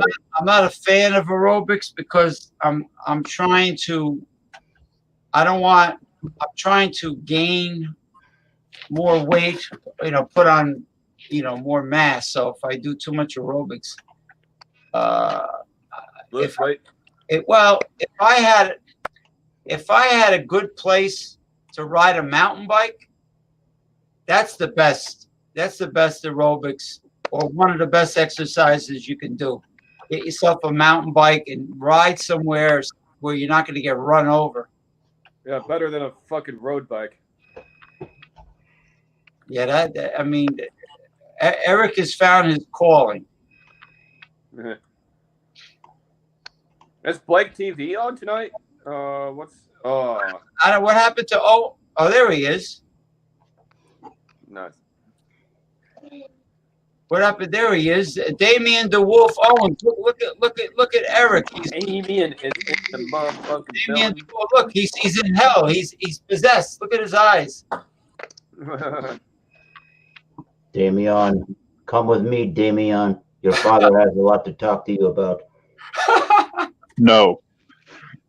You can't make me. Friday night throwdown, man. Show. He had all kinds of different animated shirts on that were. Well, here's the crazy one. DeWolf Owens is now partaking in his brand new vape pipe that looks like a cigar, and it is a mixture of peppermint and wintergreen. No, peppermint and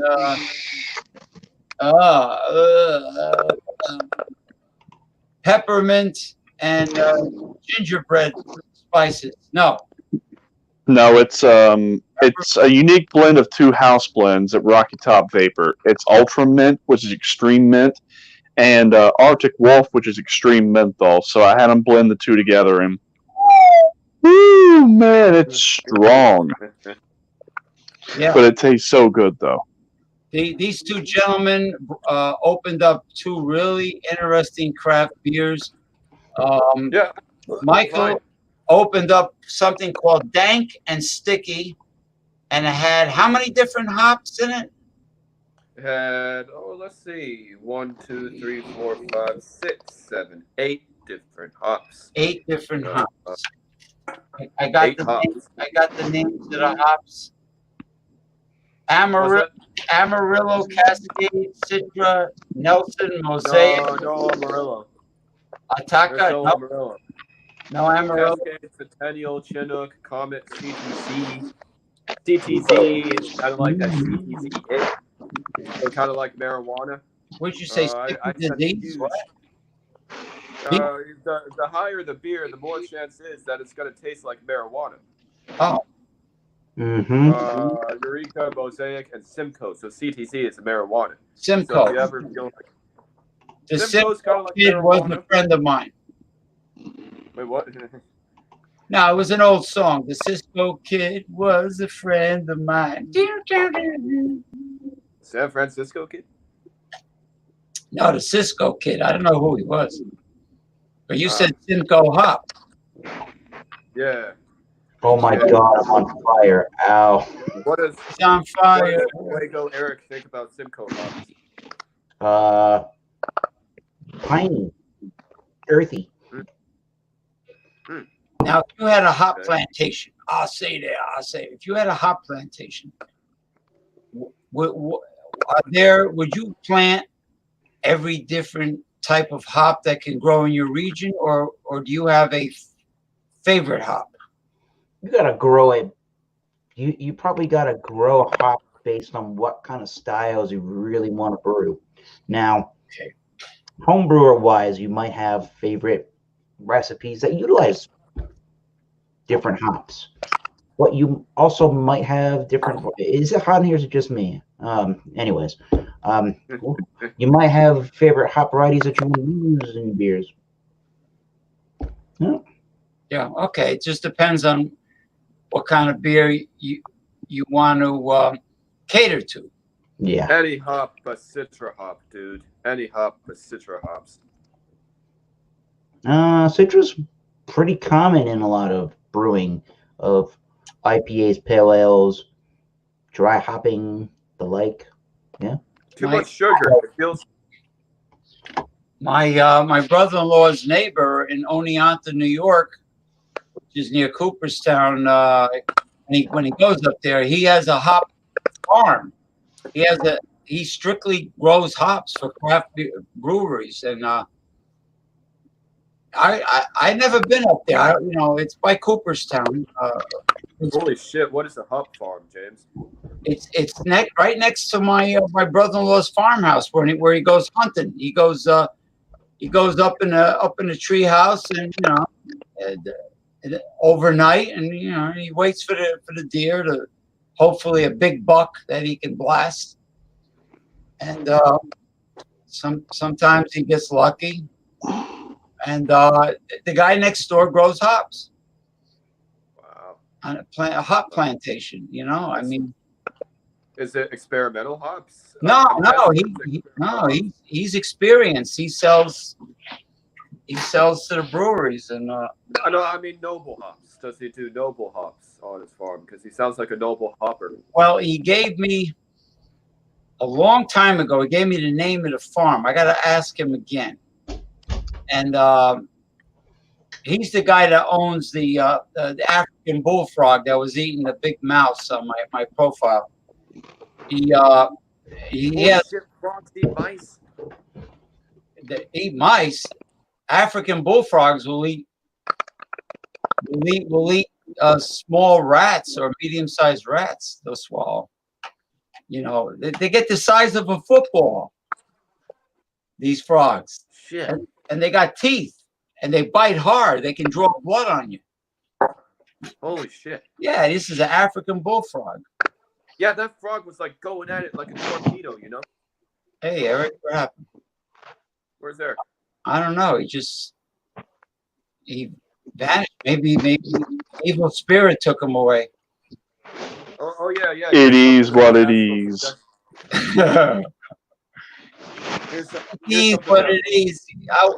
I want to say, but it's My stinking little friend. how do you make sure to get back to your body when you have? Is that what he said?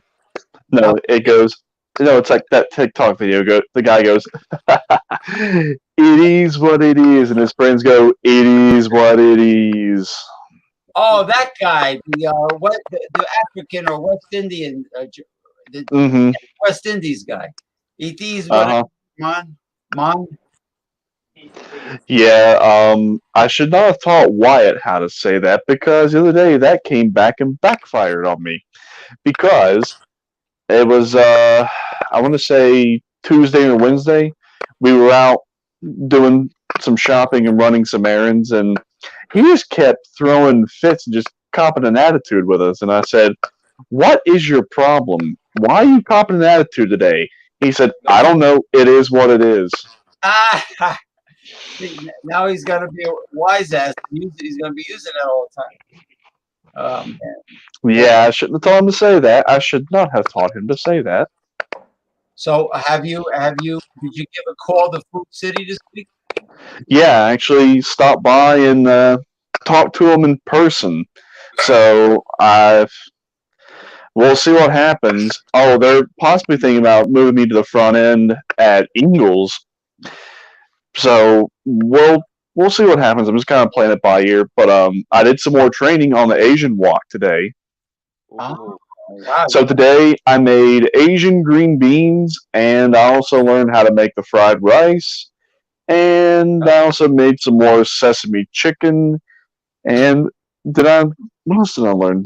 I think I learned how to make Mongolian beef as well. Sesame chicken is very similar to General Tso's chicken. Very Yeah. similar. You know what?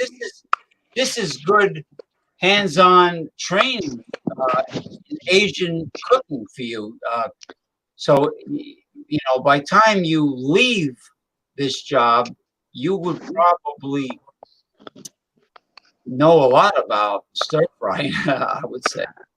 Well, sesame chicken is actually not that hard to make. All you gotta do is just take the pre-breaded chicken, put it in the fryer for about 3 minutes at I want to say about 180 degrees, and then let it go for about 2 minutes in the fryer. Then you put your sauce in the wok, put on a medium heat, keep stirring, keep stirring, keep stirring. Then when the timer's up, take the chicken out because you have to kind of do this bit. You have to kind of multitask. You have to get the chicken out. You have to keep stirring over here in the wok, and then you stick the thermometer and make sure it's 165. Toss it on over. Do a couple of the flips. Make sure it's all nice and coated. Put it in the pan. Sprinkle with sesame seeds. Boom! There you go. Very easy.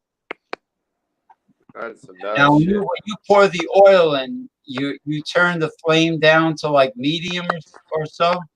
Well, I pre-coat the pan with oil, so I do a good squirt all along the pan. Then I take a paper towel and I make sure it's all nice and spread. I don't use extra oil with the sesame chicken. I think the only thing you use extra oil on is if you're doing the mixed veggies as well as before you add in the rice. So when you do your peas and carrots, then you do those for about a minute or two. Then you crack 3 eggs, scramble them all together, and then put a pan of rice in, coat it with a nice coating of soy sauce, scramble it all together, put it in the pan, boom. That's all you gotta do.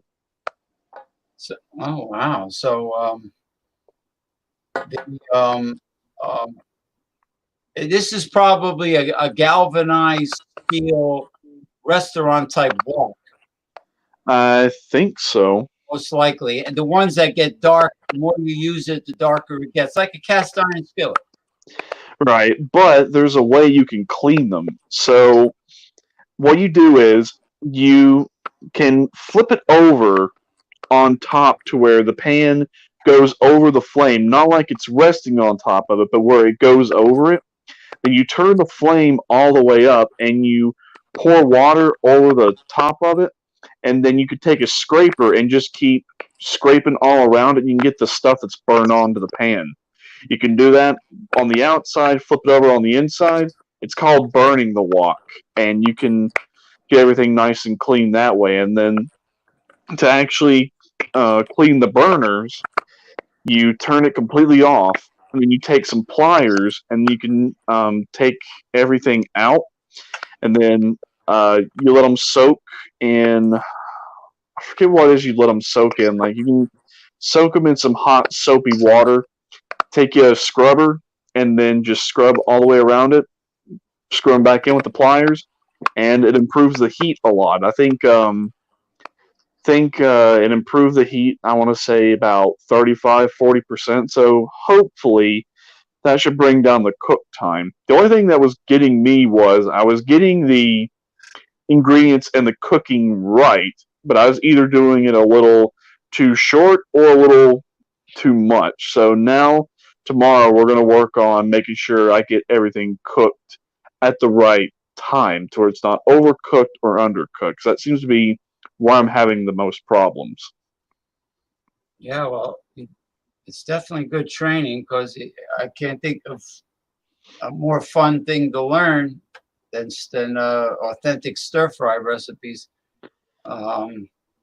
Yeah, usually like that video I posted on the food group about cooking a steak in a cast iron skillet versus the stainless steel skillet, and what the final result showed was that the cast iron had more even heat distribution.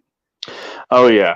Now, if you're cooking with the wok, you have to learn this motion, and I'll kind of pan out just a little bit. So what you do is you hold the pan like this, and to get this flip just right, you have to do a long and then a sudden jerk. So it's like that. You have to get that motion down. So that way it gets it nice and cooked, but also it helps to where once you heat your sauce and you pour everything into it, if you do the flip as compared to the spoon, that way it gets a nice even coat. So that way the sauce will go up into the air, and then the pieces of whatever it is you're cooking goes back into the pan, so you get a nice even coat. And I'm not sure about how much quicker it is, but doing it that way, like about 5 or 6 good flips, does so much better than taking a spoon and trying to stir it. Yeah, because I have the wok ladle, the steel ladle, spatula. I'm sorry, it's a spatula with a wooden handle that they use for stir frying.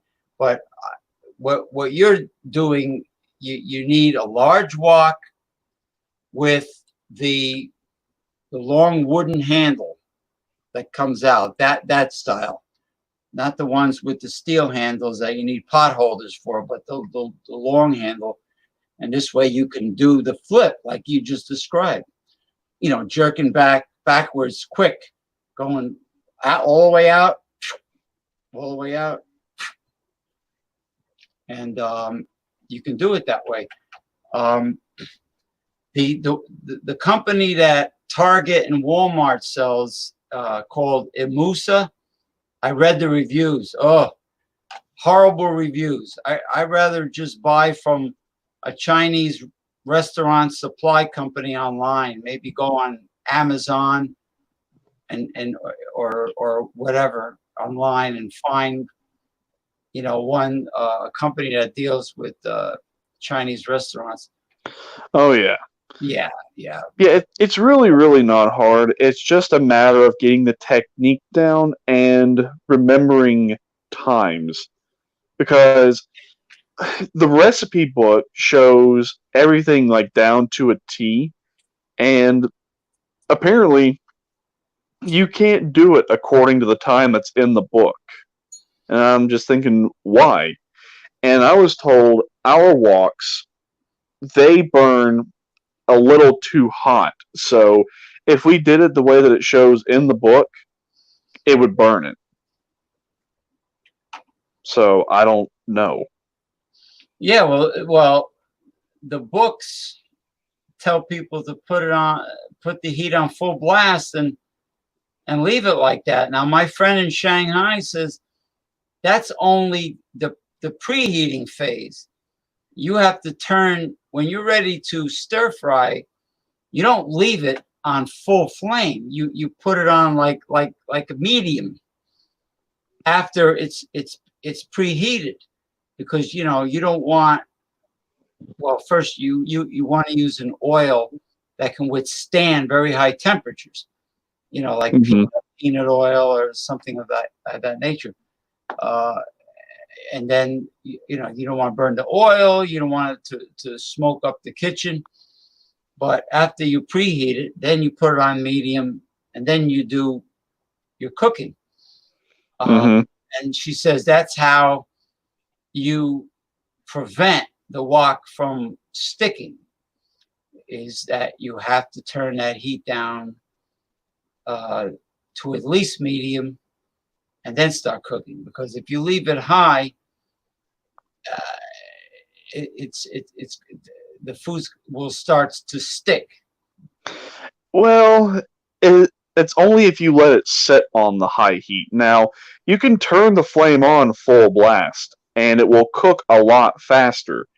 But if you don't have that flip technique down, you're right, it will stick and it'll burn. But if you got the motion and you just go with it, I would say you could cook it, and I would say a minute or two at most. But if you don't have enough oil or not enough sauce, yeah, you could really burn it. So what I do is, the only time I really turn it on, the highest heat setting where the flame is wide open, is initially whenever I start boiling like the green beans, to steam them to make sure they're nice and soft before I add in the sauce and get it all nice and stirred. Then I turn it down to medium for about 30 seconds while I'm stirring it just to make sure it's all nice and soft. Then I completely turn it off, drain the water, put in the garlic sauce, give it a good stir, and then I put it in the pan, saute it with just sprinkle over sesame seeds, and then just call it a day. Yeah, so that's what those guys in the Chinese takeout probably keep it on high flame, because they've been doing it for years, and you got to keep moving the food when you stir fry to keep it from sticking. You got to keep moving it. Yeah, I mean, it's fun to do. You just got to make sure you get the time just right. That seems to be the only issue I'm having. So I'll get there. You got an Amstel light? It's a hazy light, I guess. Ooh. Whoa. I'm trying to steal that. That's a trip right there, I tell you. I'm trying to steal that beer. Psychedelic mushrooms. What did Jerry Garcia say? What a long, strange trip it's been, right? I've been listening to way too much Grateful Dead in the last month. Look at me. I look like a deadhead. I'm not even supposed to. The deadheads used to come into the store when I worked for seafood, and the girls, they stunk to high heavens, man. They didn't shave their armpits. They're all natural. The way Jerry hates it. Why is it not okay when a guy doesn't shave but a girl doesn't? Why is it bad when the guy doesn't or does something? Men just grow hair. We got hair here. We got hair here. We got hair there. We got hair there. But women don't.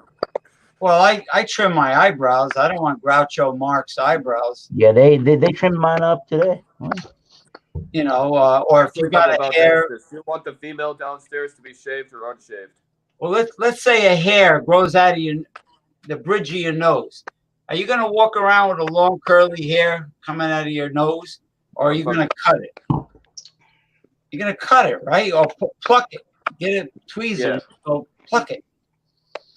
Yeah, I got an automatic hair plucker from Braun, made by Braun. It works like a charm. My ex used to have her do, my back, my shoulder, little hairs here on the triceps. I used to have her.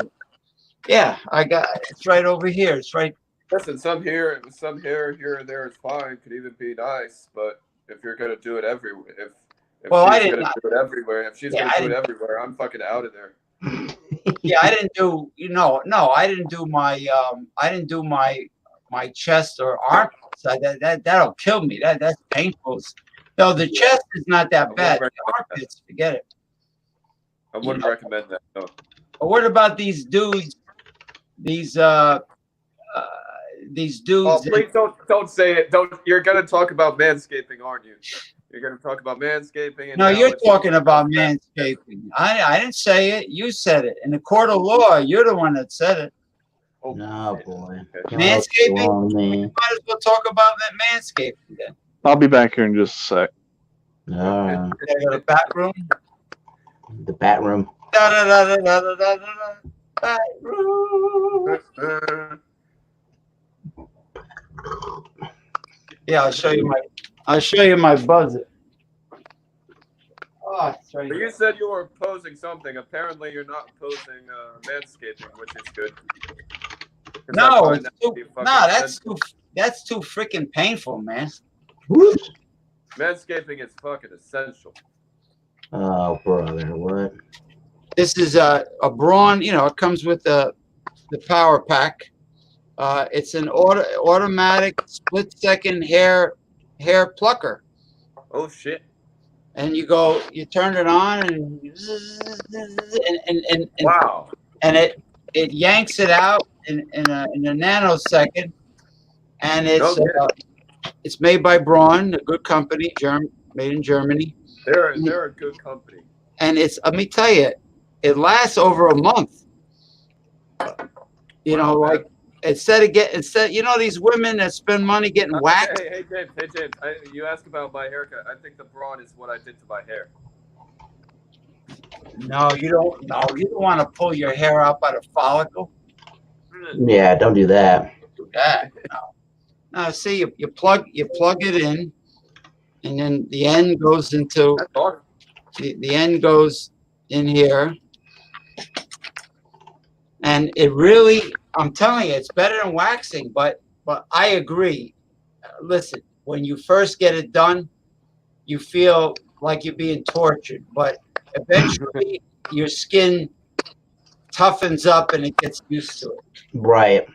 You Agreed. should watch that episode of Californication when the agent tries to shave himself, and it's so fucked up, but it's hilarious. California Cajun, you said? California Cajuns. Is that what you said? Yeah, that's a good show with David Duchovny. That's a really good show. Yeah, he should have used the stage name instead of a funny name like that. Well, this didn't work, but there you go. Yeah, nobody uses stage names anymore. Oh, look at that. Le Gringo Bendito has returned. You know what? You can do any controversial video you want wearing that. And What is? yeah, like if you didn't want to be Damien the Wolf Owens and you wanted to reveal information and Yeah, these are what they allow us to wear at work. And honestly, out of all the things I've had to wear, this has got to be the most comfortable. I like that. I bet you can breathe pretty fairly. Oh, yeah. Yeah, and speaking of, if I wanted to be revealing information, I could be like this. Hello, citizens of the world. We are anonymous. We are legion. United as one. Divided by 0. Expect us everywhere. Yeah, just like the guy Fawkes. The anonymous people. But I'd have to put on sunglasses, too. Yeah. Put on like mirrored or really like space age looking shades. I got some wild shades. Hold on. I got some wild shades. Yeah, this is what they allow us to wear. And I've got like several other different ones, but this is probably my personal favorite one because of the different camo. It's yellow, it's got blue, and it's got pink and stuff. You like wearing it? No, that's a good one. I like that. I can breathe through it. Uh, And you're probably wondering, what exactly is this called? Well, it's called a neck gaiter. That's officially what it's called. So neck gaiter. all you do is, it's just one big piece of cloth with a big opening. So you slide your head through it, and you can wear it under a hat. You can wear it all sorts of different ways. This is how they're making us wear them in the deli. I mean, we can wear it like all the way right here to the tip of my nose. So I set it right here on the bridge of my nose. So there's an opening up here on the top, so you can breathe, and your mouth is covered. Nice. Yeah, Neck that gaiter. that What, is an real alligator trying to comfortable get caught or some shit? because it's probably made And of light. if I'm on lunch or I'm on break, all I gotta do is just slide it right down here below my neck, like so. That way, if my earbud will just stick in. I'm curious to see if you could probably like sneak some earbuds in underneath, just like so, and be listening to music, and no one would be any the wiser. I know some guys and girls who have like the lip piercings and the nose rings. They've been wearing them and putting these masks over them, and no one knows they're wearing them. So. It was like, to be honest, seems like making us wear the mask is literally giving us the golden ticket to break rules, if you ask me. But, oh, we gotta have the mask because our safety and our customer safety. Yeah, right. That's probably made of lycra spandex. The way it stretches, right? Yeah, it does stretch pretty good. Oh, nice Ray-Bans, James. All right, yeah, just give me a second. Let me take it off. Hang on. Thank you.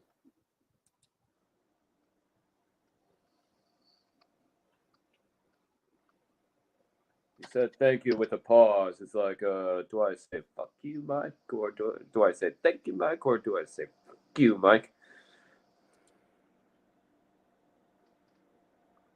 Nice. You look like a French elitist. No, you look like a French aristocrat who is about to go onto the Tour de France. Tour de France. It's called Tour de Socialism. You look like a Tour de France and socialist. But that's okay. Yeah, it's like a mirrored sunglass, but it has different colors going through it. Nice. Yeah, it's like a red, blue. Hey, France and America share the same fucking colors. Whoa. That is cool.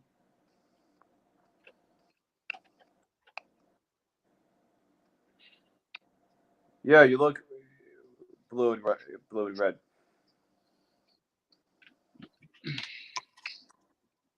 Those look blue. Yeah, not bad for a dollar store sunglasses. Those look pretty chill from the dollar store, man. Those look great.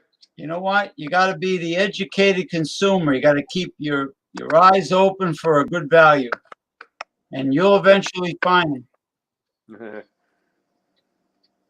You'll eventually find it. That's where I got this is from a dollar store, not the hotel bell. That's from a company that makes real hotel. It was a gift, you know. Speaking of which, Nice. have hang on, I lost my train of thought. Oh, there we go. So I have been playing Red Dead Redemption 2 a lot here lately, and I'm in the last chapter, and whenever I first started playing in this chapter, there was some that just made my heart go, oh no, Arthur, he got diagnosed with tuberculosis, and he's dying. How'd you make out in the that last bounty hunter game? You said two guys were after you? Yeah, two guys were after me, and it ended up in a shootout in a big city. And I think I won $500. Because here's what happened. I was with other guys, and they happened to sneak around, and then I somehow got behind the two of them, and I blasted them with my 12 gauge. Snuck up behind one, boom. Got behind the other one, boom. Great. Got slugs. Nope. I just had the it's always regular. against the I just had the SMG. regular old Double regular up. shot shells. Was always akin to the SMG, but still cool. Well, it takes place in the year 1899, so the weapons you're primarily going to be using are early semi-autos like the Colt single-action revolver, the old lever rifles. They did have pump shotguns in the late 1800s, but they're very primitive, if that makes What any about sense. Desert Eagle? Well, they No, there was no Desert Eagle. had Winchester rifles, probably Henry White rifles, right? Yep. I was able to score some pretty good weapons. With all the bounties that I've collected, I went on a huge spending spree in the game, and now I've got 2 of every single rifle, shotgun, and pistol. To where I can dual wield any revolver or any semi-automatic. I can dual weld 2 sawn-off 12 gauges. I can dual weld regular, I forget what they're called, like M1990s something or another that are semi-auto pistols. And then, even though I love the 12 gauge double barrel, I find that the 12 gauge pump is a little bit better. Now, what is the name of that automatic 12 gauge shotgun from Russia? Oh, a Sega. The Sega. Yeah, that we have the semi-auto one from Russia. Then the fully automatic version is known as the AA-12. That means you pull the trigger and it just goes pop, pop, pop, pop, pop, pop, pop until you let off. Holy crap! Yeah, they're stout little fuckers. I will tell you that much. Especially in What are the guns? What are the guns that they use in Ad Astra, in the moon scene? Ad Astra. Yeah. Ad Astra. It's a futuristic movie. Yeah, that's a futuristic movie where a guy sets out to meet his father, because an old system is fucking up the solar system. Well, they're probably not guns that exist today. Yeah, you're probably talking like plasma rifles or something really futuristic. Something that's probably beyond my comprehension right now. Very futuristic. Where do you think self-defense is gonna go in the future? Self-defense. We'll see. We'll see where things are going. I know right now, because of what's going on up in Minneapolis, we could potentially have a very explosive situation on our hands. Yeah, because it's like another Rodney King style riot. Like and I remember during the L.A. riots, the store owners, these were Asians. They were on the roof with their pistols, protecting their business from being looted, from being broken into. And if the militiamen up there, which I heard showed up, I heard the gangs are the ones that did the rioting and the burning, not the local citizens per se. And then the militiamen showed up. You're right. It's a potential nation. It could be it could trigger into a nationwide crisis. Aside from this lockdown with this pandemic thing. Yeah, the lockdown and the scamdemic. Oh, I have not thought about that all week. I mean, there's really nothing more to say about it. It's all bullshit. It's always going to be bullshit. And as George Carlin says, it's bullshit and it's bad for you. So to me, I've moved on about it. To me, it's no longer relevant. Did you see People that? now realize Did you see the bullshit. The other video confirming what the Italian doctors found when they did the autopsy? I was looking for that. Tag me in it because I could not find it. I'll put your name on there. It mentions the thrombosis, and they were told not to do the autopsies, and they did them anyway. And they gave the patients. They realized that treating their lungs was not the answer. They gave them like 100 milligrams of aspirin and another drug, antithrombotic, and it worked. And it was they said it was a bacterial infection induced by 5G tower radiation. I mean, I know radiation exposure can cause a lot of things, but I've never heard of that. Yeah, well, thrombosis. The thrombosis was what they found. Hey, he's back. Hello. Metal. Yeah, 75. Thrombosis is what they found in all the autopsies that they were told not to do. So, like what Dr. Eric Berg was saying about vitamin D, I'm taking the amount he said. It's very antithrombotic as well as an immune system booster. Yeah. Vitamin A, 10,000 units. Vitamin D, 10,000 units. If you have a pre-existing illnesses, take 20,000 units. It does. It's actually a hormone.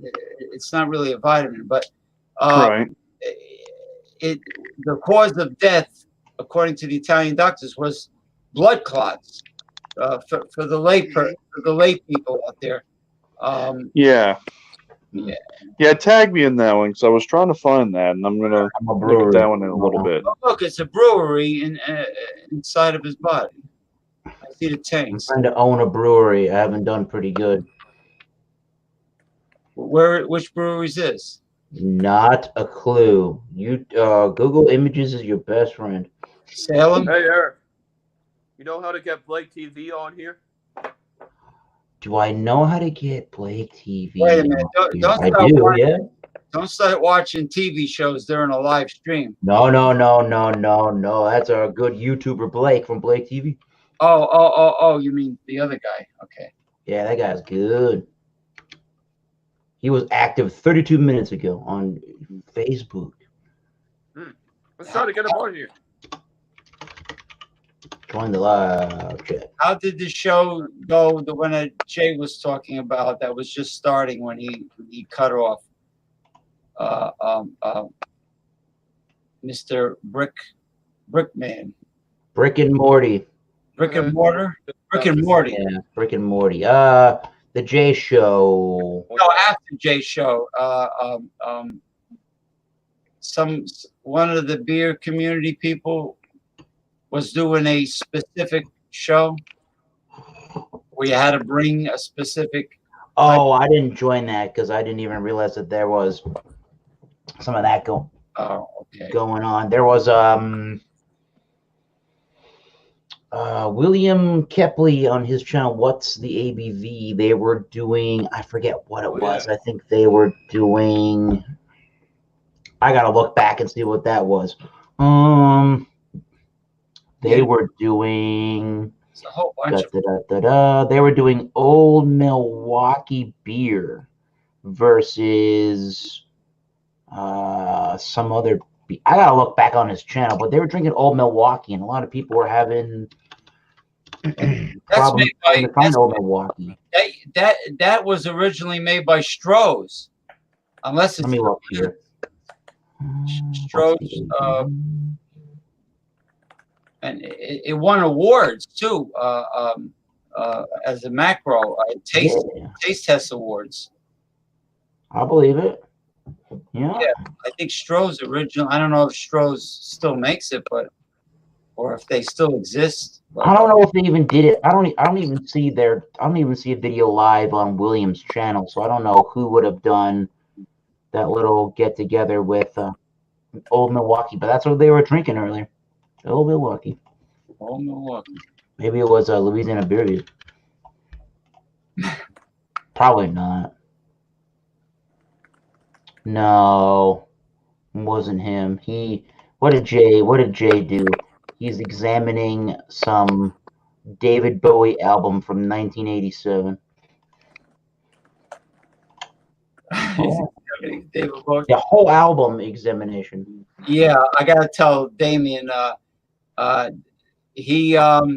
Jay scolded a man from Ohio named Ronald Sutton, who's got to be over 20 years older than Jay, for saying the word fuck. He said the word fuck, and Jay like scolded him on the live stream. Are you sure he scolded him? He's 60 years old. Jay is like 52, maybe. Yeah, no, he scolded him. Yeah, but yes, that's the point you're making. Yep. Yeah, just. And he said, "I'm sorry. I'll behave." I apologize. He made him have to do that. He doesn't really want to do that, Mr. Ronald Sutton. Yeah, I'm sure. Ronald Sutton really didn't feel like he had to apologize. Oh, I found this. Not to cut you off there, but I found this video. They did Old Milwaukee versus Miller High Life. You know what they called this video? They called it on William Kepley's channel. What's the ABV? They called it in parentheses SmackDown Series #1. SmackDown Series #1.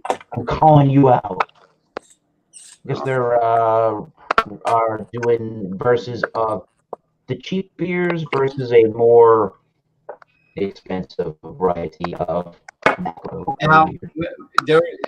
I don't know if it was you that explained it, the difference between Miller High Life and Miller Genuine Draft, or if it was Damien. It was what?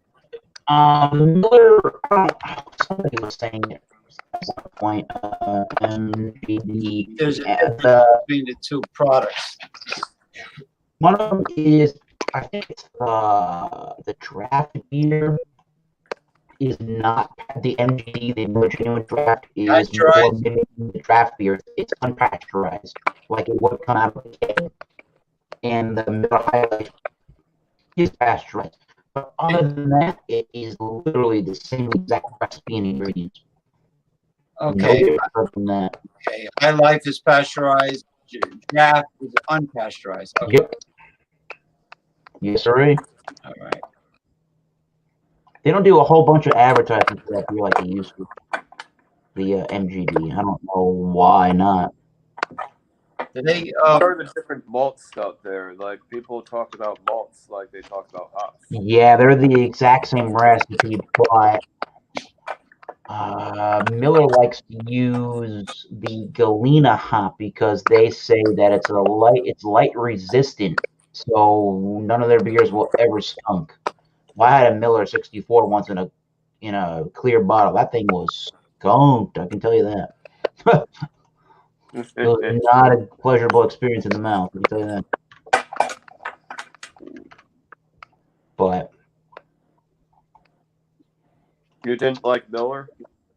I didn't like the Miller 64 in that clear bottle, but I do typically prefer Miller over other macro beer brands. Oh typically. Yeah, probably that ice beer thing. I like Molson Ice. That's okay for what it is. Oh yeah. Oh shit! Blake added me on Facebook. Nice. Ooh, there you go. How do we get him on the show though? I gave him a link to it. Oh, nice. He saw it. He saw it. I can clearly see that he saw it. Okay. Yeah, so the Molson Coors website is giving a little bit of a difference in in the stats on the genuine draft versus the Miller High Life. The genuine draft, they say 4.7, High Life is 4.6. The draft version has 144 calories. The High Life has 141.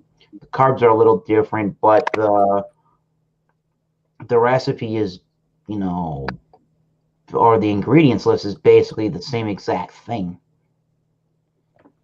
So Now, Pabst I don't know what kind of strings they're trying to pull or not. Pabst Blue Ribbon is back, but they just don't advertise like they used to, right? Pabst Blue Ribbon is back. Where did it go? No, it's always been around. I guess they just Yeah, don't it advertise. hasn't gone anywhere that I know of. Pabst Blue Ribbon, that's been one of the more popular macro style water beers in the country. I remember Ballantine Ale I used to like. Whoa, Remember Ballantine? Oh, what's that? I do remember that. This girl doesn't remember that. What's Valentine? Was that Ronda Rousey or something? She's not Ronda Rousey. Not our Rousey. Rousey. I'll be right back. Holy crap. Oh, I should grab that. Yeah. I won't make you stare at this girl for that much longer. Holy crap. Ballantine Ale. I remember. There's me being angry on the drums. Damien, say something. Was that the Salem gig? Something. Something. Was that the Salem gig? I don't know. He just said say something, and I said something. He looks like Mr. Spock in that photo. Star Trek, kind of. Oh yeah, the unemotional guy. Yeah, no, Vulcans don't show emotion. They're very logical. Mm-hmm. What do you? Oh, that pizza looked pretty good, Mike from Trader Joe's. Shut up. No, I'm fucking with you. It's a Trader Joe's margarita pizza. I gotta look for that. Is that's the photo you posted in the group, right? Oh yeah. Oh, there you go, margarita. Oh, look at that. And I had pizza earlier, but it was from a local joint called Crazy Tomato. I had a supreme pizza with pineapple added to it. oh, jeez, pineapple Pizza. Yeah, I like pineapple on pizza. It's not bad. I've ate worse creations, trust me. Pineapple on pizza is really not that bad. I usually get mushroom and pepperoni. Or if they don't have anchovies, I'll get mushroom pepperonis. I like either supreme or super supreme pizzas. Yeah, I like a lot of cheese. I like. Yeah. Oh yeah, I like lots of cheese, lots of meat, lots of veggies. I like all of it on pizza. Well, I mean, I don't want like cauliflower and broccoli, and I mean, within reason. I like. If I had to pick two toppings, most places don't have anchovies because nobody wants the anchovies. I'm the only one that asked them.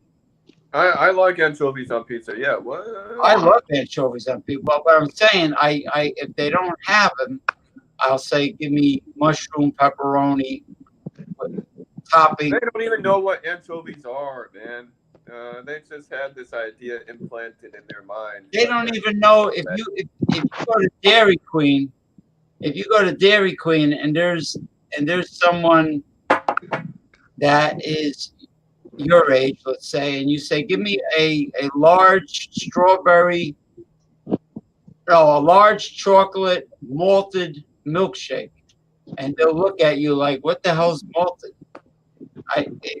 It's barley malt powder or syrup, usually powder, and that's what they put in Ovaltine. Ovaltine has that distinctive flavor. Well, not the American Ovaltine has like sugar as one of its first ingredients. The Ovaltine company that sells to Asia and Europe has no sugar added. Its first ingredient is malt, barley malt, and then of course cocoa powder, so on and so forth. But barley malt was it like a health tonic in the old days? Yeah, I know And they have the malt for the. They have the beer malt, and then they have the chocolate malt. well, that's just cocoa powder and sugar. Well, malt has maltose. Malt has sugar in it naturally. It's called maltose, and Oh, okay. it's awesome though. If you ever tried the Ovaltine that they sell overseas, it blows away the Ovaltine that they sell here. But yeah, they don't know what a malted milkshake is. They never heard of it. Yeah. Well, speaking of beers and barley malt, so I decided to call Miller Coors as well as Anheuser-Busch earlier this week, just to talk with them and see what's been going on, see if there's any new beers or anything like that. And here's what I was told when I contacted Miller Coors. You know how they have the plastic 42-ounce bottles? They're getting rid of all the plastic bottles. They're going back to glass. Really? Yep, they're going back to glass. They didn't give me a definitive time frame as to when they're going to make the transition from plastic back to glass, because when they made the change, they ordered a lot of it, thinking it would catch on, but it didn't. So what they're going to do is they're going to go through all the plastic bottles they have in inventory, then they're going to switch back to glass. Miller Coors is switching back to glass bottles. Eric? Yeah, the 40-ounce bottles are going back to glass. What was the plastic about? What was The that? 40-ounce beer drunkers are going to be happy. Oh, drinkers, sorry. And then the Keystone Premium, which you're probably not going to see a lot of, but it's the red can, and it's now apparently back in U.S. markets, but only in very limited select markets, but they didn't specify which ones. And all Keystone beers are only back to cans only. There are no more bottles. And let's see, what else is there from Miller Coors I found out. I think it's all I found out from Miller Coors, but when I contacted Anheuser-Busch just to see what's been going on with them, and I told them about how they dropped the ABV on the regular Busch beer from 4.6 to 4.3, and when I did a taste test of side-by-side of Busch and Busch Light, it's the exact same beer in two different cans. And I said, you all should really jump that ABV back up to 4.6 on regular Busch. And they said they're going to discuss it and see what goes on, but I got some free Busch and Busch Light t-shirts out of it. You got some free Busch? Yeah. Right. Good. Wow. Very good. Wait, so they just said, hey, thanks for calling. The squeaky wheel gets the grease. The squeaky wheel. Oh, what are you drinking there, Eric? Ooh. Oh, no. Vodka on the with tonic water or somewhere? I got to use the bathroom. I'll be right back. I think he has No. Yes, go do that. What do you got? Vodka tonic? No. We have one of your favorite rated products. I don't remember what you rated it. It seemed like you liked it on one of these Fandango Fridays of J. Terrio. Tanqueray. Oh, Tanqueray gin and tonic. Yeah. Oh, there's a good email. Oh, wow. There you go, camera. Thank you.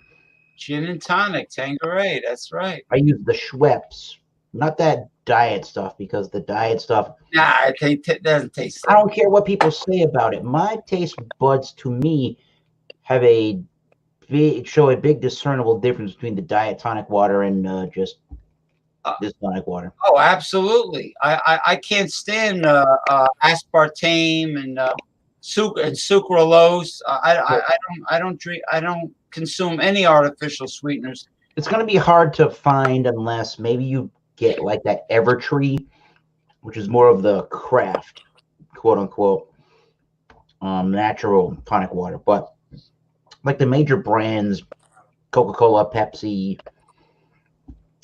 maybe Seagram's.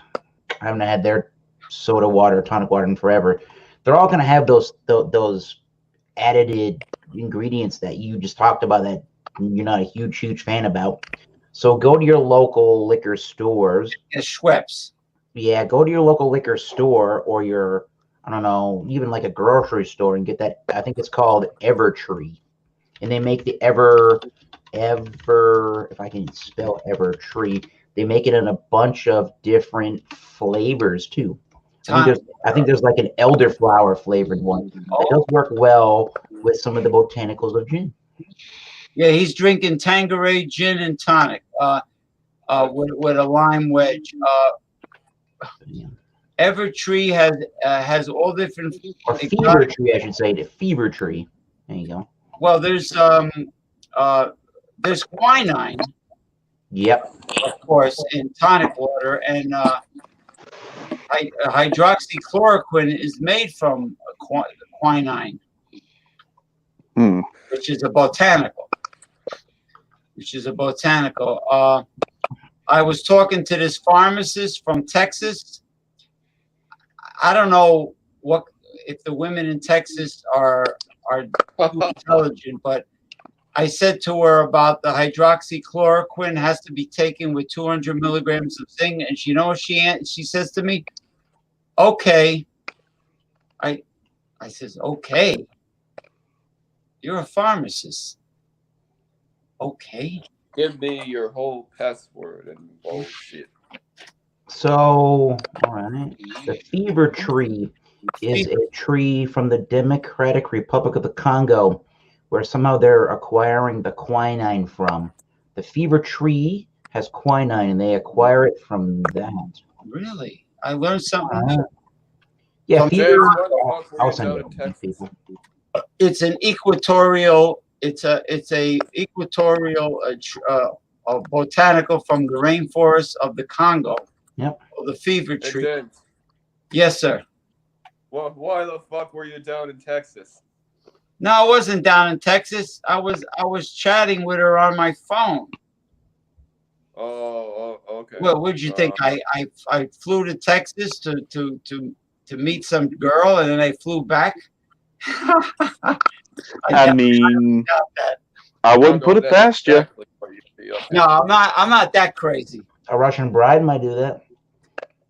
A Russian bride.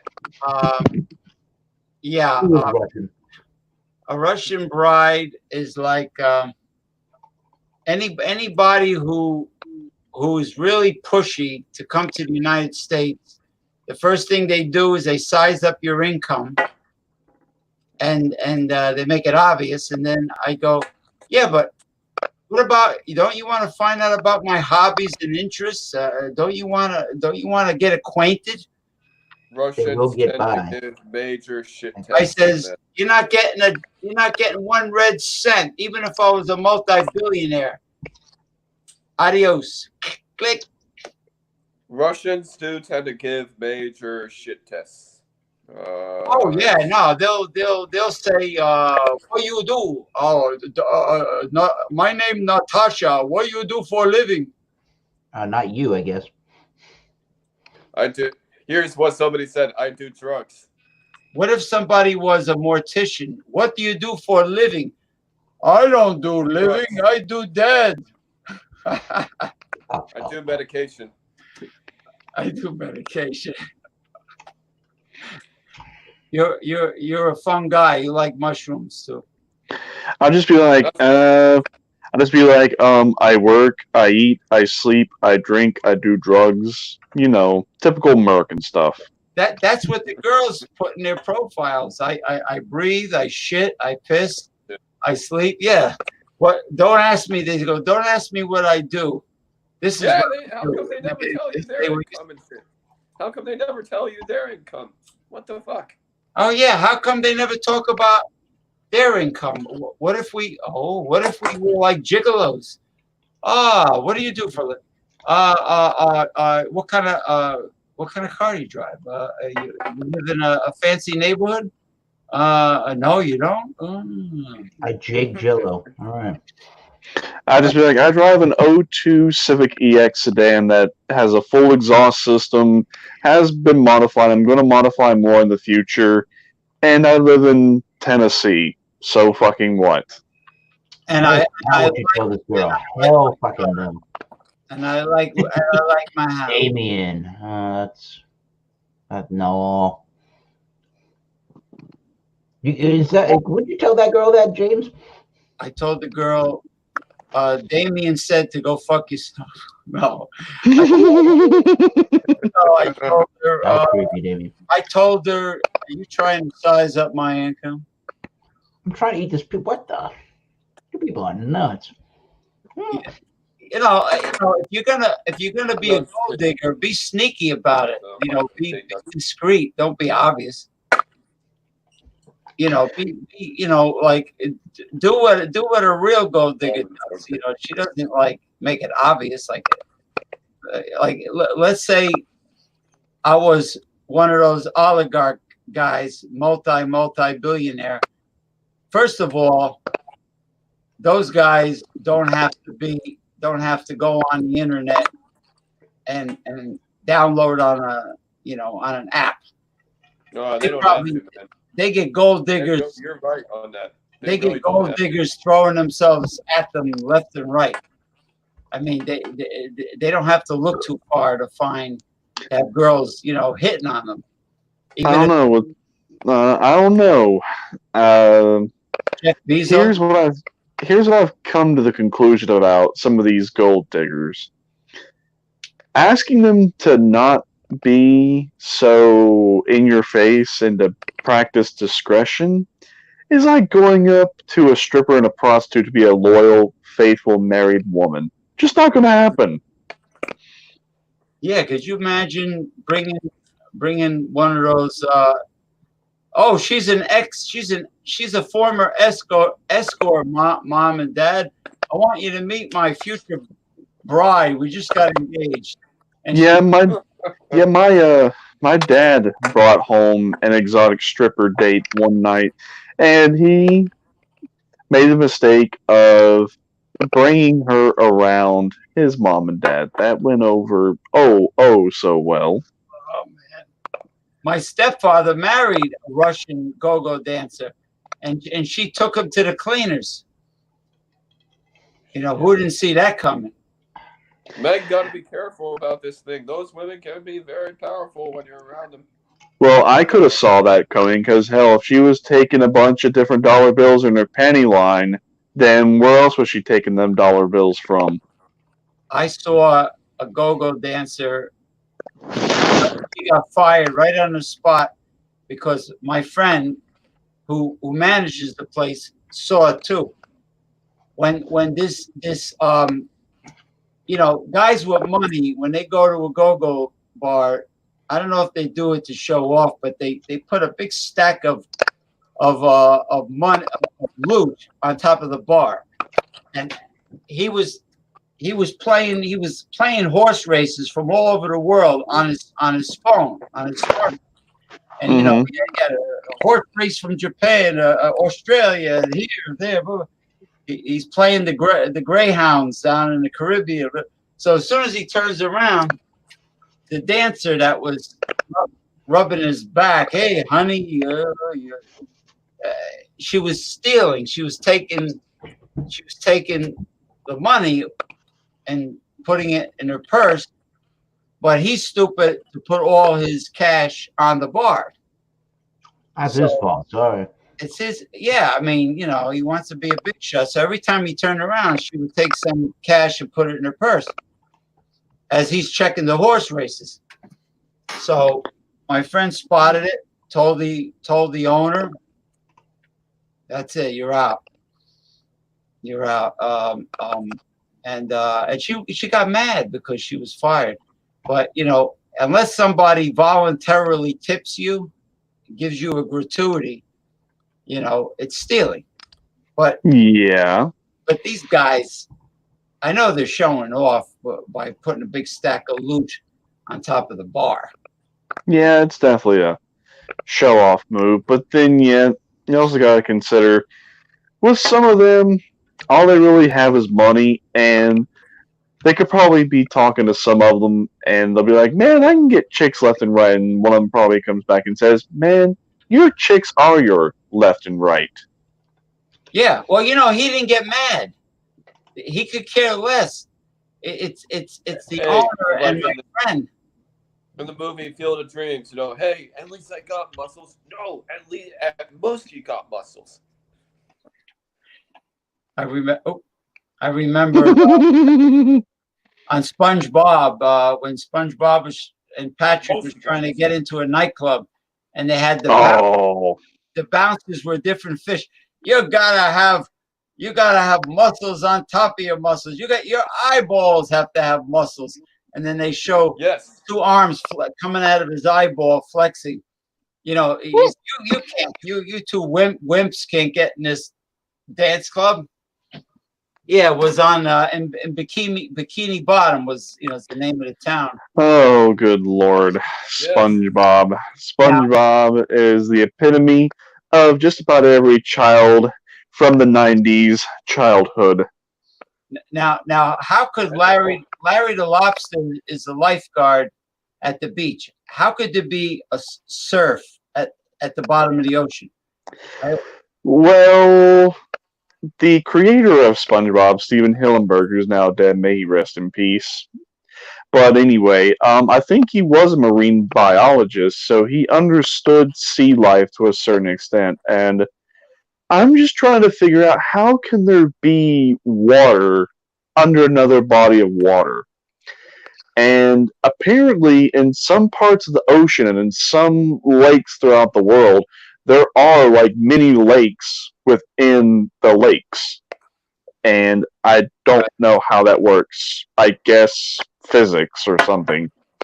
Yeah, I mean, then SpongeBob lived in a pineapple house, and Plankton owned the Chum Bucket, the other restaurant, and my sister thought he was a pickle. I go, no, that's Plankton. And a pickle. Yeah, he's shaped like a pickle. So and Eugene Krabs is the crab. Was it the Crab Shack? No. No, the Krusty Krab. The Krusty Krab. Yeah. And, speaking of that, the Krusty Krab. But anyway. Yeah, SpongeBob is the ultimate company man. He's the ultimate ass kisser because he says I love my job, even though Mr. Krabs pays him like chicken feed. Oh, this is or does he? Yeah, or does he? Because they did a video to see just how much SpongeBob makes working at the Krusty Krab. And apparently, he does make some relatively good money working at the Krusty Krab. Because he has a somewhat decent house, but then yet he's got a lot of nice things inside of his house, like the massive library that he has.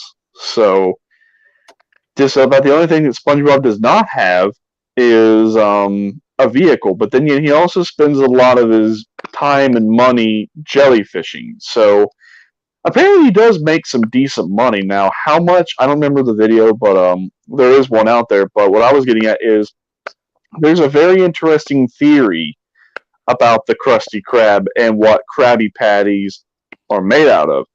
See, they try to portray them as like their equivalent of our like hamburger or cheeseburger. But there's a theory that suggests that maybe a Krabby Patty is not like a hamburger or a cheeseburger. And in fact, Eugene Krabs is secretly killing his own kind and then shape them into meat patties called Krabby Patties. Yeah, and he says, "Oh, that's what I taste like," in one of the episodes. Yeah, so that right there is an indicator. It's not a cheeseburger or a hamburger. And somebody stole his cash register that he calls Cashy. Yeah. Cashy, it's Patrick. Look at that. Oh, fucking Patrick. Patrick Star. Patrick Star. Now, you know who I feel sorry for? Squidward. Oh, Squidward. He gets aggravated by those two. They're always bothering him, ringing his doorbell or some. Squidward is a Karen. Or they're just pulling shenanigans. Squidward is a Karen. Oh, the Yeah, Karen. Squidward is a Karen. Now the girl who from Texas, the squirrel from Texas, that Sandy. Sandy has the diving suit, right? Mm-hmm. Right, and she lives down there for some reason. It's a very bizarre, interesting cartoon. Yeah, it's a very bizarre cartoon, but then yet some other very interesting cartoons that are really weird and bizarre was Dexter's Laboratory, Codename Kids Next Door, Danny Phantom, Fairly Odd Parents. This one is kind of weird, but at the same time, it's kind of not. It all depends on which perspective you want to look at it from, but Cartoon Network's Ed, Edd n Eddy. Oh, I never saw it.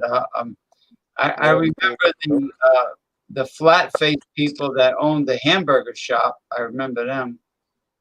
But Bob's Burgers. Yeah, what was it, after Futurama or The Simpsons or something? Bob's Burgers.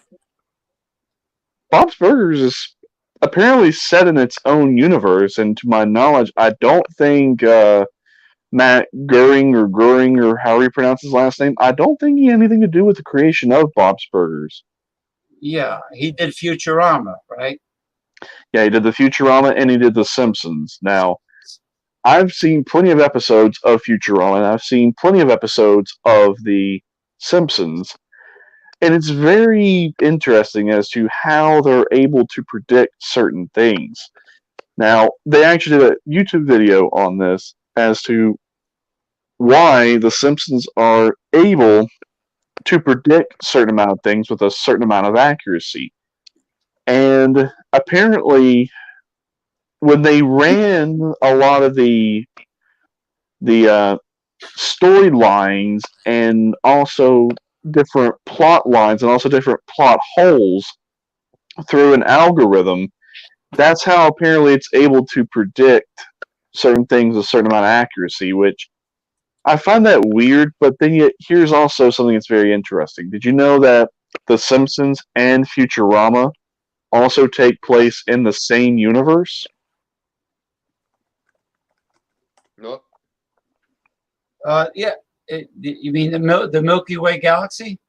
Yeah, like, okay, you know how like certain TV shows will be like set in this time period or at this time period at this location, but then yet the biggest indicator that you look for to see if the shows are either crossing over without you knowing about it, or if the shows are actually taking place within the same character universe, you'll find what's called Easter eggs, which are either references or actual objects or other people from that particular show in another one. Like, for example, AMC's Breaking Bad and The Walking Dead are abundantly clear that they're taking place in the exact same universe. And here's the Easter eggs that show it. So, in Breaking Bad, Walter White had his famous blue meth. Well, the famous blue meth also shows up in The Walking Dead in the first season, which is an indicator that Merle also partook in Walter White's meth himself. Reference number 2 to also indicate that they're taking place in the same universe is when they talk about who their drug dealer was. A janky little white dude, Jesse Pinkman. Easter egg number 3 is I believe it's the Challenger that Glenn steals in episode 2 of the first season. Looks a lot similar to the same Challenger that Walter White bought after he came into drug money. And when they had to take it back to where he got it from, they're both named Glenn. And let's see, are there any other ones? Oh, and then also, they came out with a Breaking Bad movie here in the past little bit called El Camino, which takes place immediately right after the ending of Breaking Bad, where Jesse Pinkman escapes in an El Camino. But it indicates in the show that Heisenberg, which was what Walter White's alias was dead. However, in The Walking Dead, in I believe season 2 or season 3, when they're with the governor, he specifically says, yeah, there was a man named Heisenberg in our group. So we have Heisenberg alive in this character universe, but apparently he's dead in another one. That doesn't really add up. How could he be dead, but then yet directly referenced as being in someone's group in a show that's also in the same universe? That doesn't add up. And then references to Jesse Pinkman, the famous blue meth, the same Challenger. Those are all indicators they're all in the same universe. Interesting. Yeah, Mac Groening's the characters on The Simpsons are supposed to represent people from his life or him growing up, and it's the same thing with Larry David and the Seinfeld episodes. They're people from the old neighborhood who grew up in Brooklyn. They're like real characters. So it's interesting how many creators, take people from their lives and create a TV show or cartoon characters. Yeah, but speaking of Seinfeld, so I decided to go back and see how well has Seinfeld aged.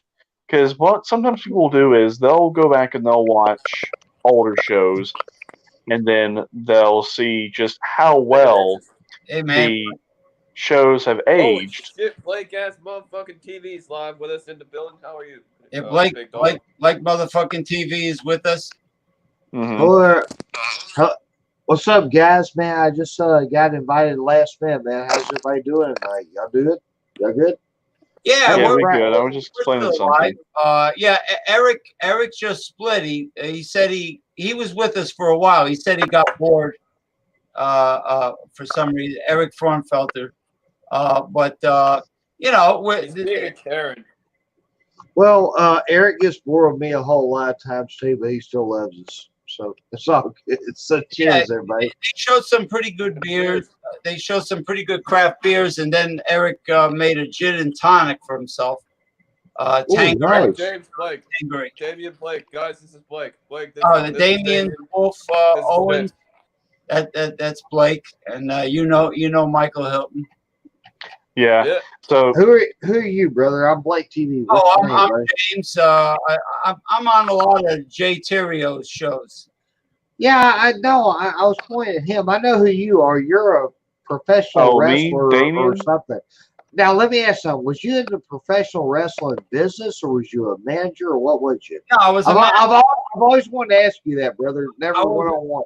I was a bad guy. I was a heel manager, and first I did security, then I became a heel manager. Oh, nice. Arnie Anderson's nephew, Andrew Anderson. I was representing him. He had the East Coast. I actually got his autograph. Sweet. Yeah. I actually got his autograph. Nice. Yeah, nice. and then nice. Yeah, brother. and then for me, I'm Damien the Wolf Owens. I do progressive discussions with James P. Madonna up there. Oh, nice, brother. Yeah, nice. yeah. We do other shows. We do a show, a political show, late Sunday night, and then we do a little mysticism. And he gives readings. Sometimes we get viewers that want a reading, tarot card reading, and I bring out the divining rods, copper divining rods, that move. I bring them out. The only reason I broke up with my ex-girlfriend, homie, honestly, is because one day I came in working at Dairy Queen when I was about 17 years old. Way long time ago. There's no more loves in my life. I'd ate the corn out of this chick's shit. So anyway, she comes up and I come in one day and she's laying butt naked in a pentagram with fucking candles all around her and shit. Oh, jeez. Right. So yeah, I dig. Yeah. So, yeah, no, we don't do witchcraft. I know people that that do, but we don't do that. I know. Hey, I'm just fucking with y'all, man. It's been a long ass year already. We're not even 6 months in yet. It's been a long ass year. Well, yeah, I noticed you still smoke. I mean, I used to smoke, but I use the vape now. I haven't had a cigarette in, I'd say, probably since 2011, 2012. But anyway, before you hopped on, what I was talking about was What's going on? well, Harry talking. I'll bring you up to speed here in a second. What I was talking about was every so often I like to go back and watch shows from like the 70s, the 80s, the 90s, and see just how well they've aged and how well they hold up today. And honestly, Seinfeld, it's not really aged all that well. It compared to what it was like in the 90s versus today, it's a complete disconnect, and it's not really relevant with this time anymore. yeah, it outgrew. Colorado. It hasn't kept up with the 21st century. In other words, the jokes and everything. Well, that and it's just it Yeah, but became South Park so is way ahead of the offensive and just kind of so one-sided in its theme Hey, and its humor that Damien. it's just not even relevant. Hmm? Damien, how old are you, brother? You look like Take you're a about guess. 35, 33.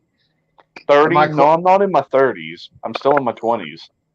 Oh, I'm sorry. Fuck. Now you're wanting to cut my head off. Thank you. No, it's okay. Hey, No, if it's someone okay. says I'm like 30, 35, it doesn't bother me. It makes me older than what I am. Hey, Damien, wait till you grow your hair out like me and start rocking 28. bandanas, brother.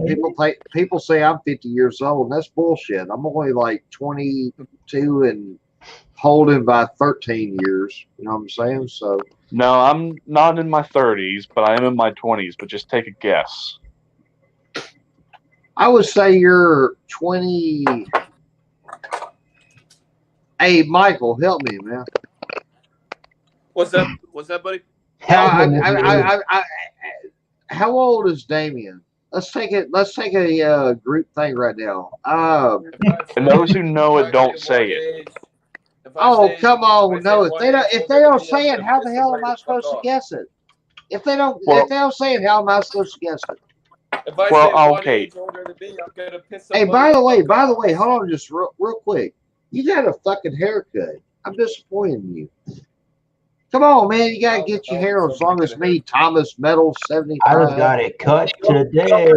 Barbershop. I know. That's what I said. You just got a haircut. You had your hair growing out like me. You're starting to look like a. I got a bird's nest. I can't get a haircut yet. They're closed. The barbershops, salons.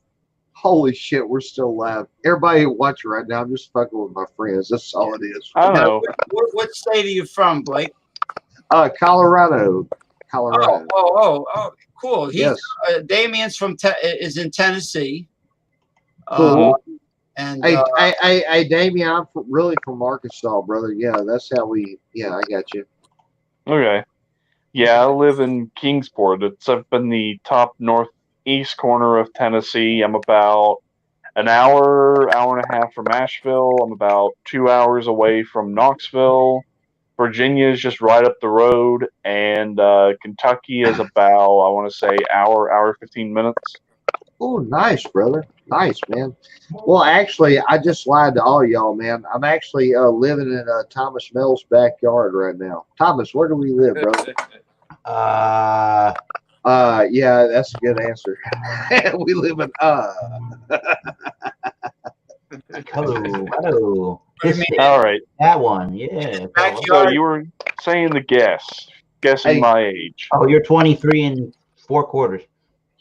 No, I'm older than 23. No. He's at least. He's somewhere between 28 and 33. I bet my mama's left nut on it. Nope. I'm not quite that old. Oh, come on, You're dog. 18. Okay, I'll give you a hint. I'm older than 25, but I'm not 30. Now, wait a minute. Can't you say that you're older than 25 and not as old as 26? Actually, you just said it. James, don't be laughing. Hey, I see you, Madonna. Don't be over there smiling. We're all going to die from coronavirus. Everybody be scared. Fuck, it's all over. Ball game. No, Oh shit! Let's not have fun on Friday nights. Hang out with this bad motherfucker, that bad motherfucker, that bad motherfucker, that bad motherfucker. Yeah. No, let's not do that shit. Let's all. You just said it. You said his age. Yeah, I know I did, but it's okay. What did I How say? the fuck am I older than you? 26. What the hell? Yeah, I'm 26. How the fuck am I older than you, man? Okay. So let me ask you something, Damien. How old do you think I am? All right, let's see here.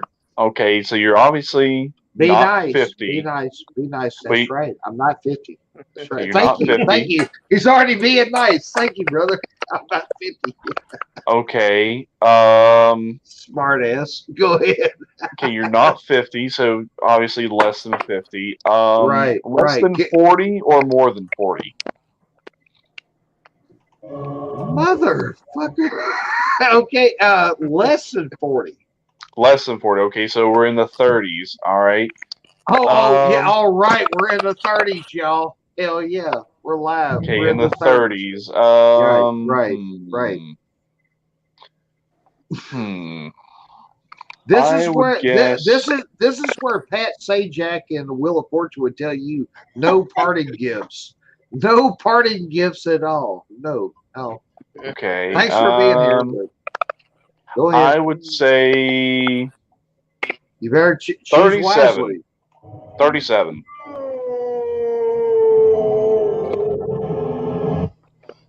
No. Hey, that was a good effect you just did, but no, I'm not 37. In fact, what about my effect? I did like if y'all want to know the truth, I'm really 20. Cheers. 20. That girl thought Michael was 18. We're all 18, motherfuckers. Hey, I can't help it. I look like a mature 20-year-old. You know what? It's up because of the facial hair, the beard. That's right, brother. That's right. That's what makes me look 20. The facial hair and the beard. It's difficult to guess when somebody has a beard. Of course, man. Of course. That's why Michael up here, he looks like he's about 15. You lucky bastard. Hell, got a head. He got a head full of hair. He ain't got a fucking beard. Shit, he ain't got no problems in the world. He's just like, yeah, my name is Same Day Fuck Up, and I'm the best in the world. Yeah. I get too much attention. We see you, brother. We see you, homie. We see you. I got too much attention. I look at myself in the pond. Hey, brother, always remember this. There's always two signs of insanity. The first sign of insanity is growing hair on your palms, right here. And the second sign is looking for it, you know? I was about to look. I was looking for that shit. I was actually looking for that shit when you said that shit. Holy fuck. Okay, I'm fucked up. Everybody forgive me, man. Cheers, everybody. Shit. Hey, Thomas, you look good, man. I wish you wouldn't have cut your hair, though. You starting. Come on, brother. Thomas, I got bandanas for you, bro. They're really cool bandanas. They say Blake TV, and Damien's only 27, and you know, Same Day Fuck Up. Right? Cool shit like that. We're all still 18. Cheers, everybody. Cheers. I'm gonna take my last sip of the night. What is he drinking, Blake?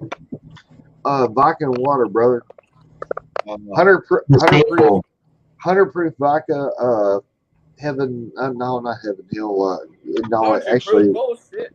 Yeah, it is. It's pretty fly, man. Shit. Now, you bullshit me. You ain't really 27. You gotta be, dude. You look like a young Picasso. Fuck, you gotta be at least 23. Oh, bro. No, I'm 26. Who in the hell threw the woo well? I mean, I just had my 26th birthday back on the 18th of May. So the flame. Where's the flames? No, he turned 20. What was I going to say? Oh, I heard South Park, Colorado really exists. That there's really a town in Colorado. Hey, Madonna, it really does exist, brother. It depends on what drugs you buy. I mean, it's great. It's great. It's great, man. Well, It's Mr. Hanky, I like Mr. Hanky. Listen to it, you know, the turd. Mr. Hanky, the Christmas poo. He loves me and I love you. Yeah. But Wait a hey, minute. by the way, there is a lake in the ocean. By the way, it's called the hot tub of despair. Are we seriously still alive right now? Gosh damn it. Okay, my name is not Blake TV. My name is Thomas Mel 76. That's my name. He's my older brother. I'm the ugly one. He's the talented one. I'm not. He don't have to wear bandanas. I do. He is Wait, just this, buddy. oh come on, Thomas. Help me, bro. Help me. Blake always waits to diss somebody. And then he keeps saying, you know, oh, I'm good. And then he disses somebody. And then it's a really epic diss. Well, enough about them. What Epic about diss, what?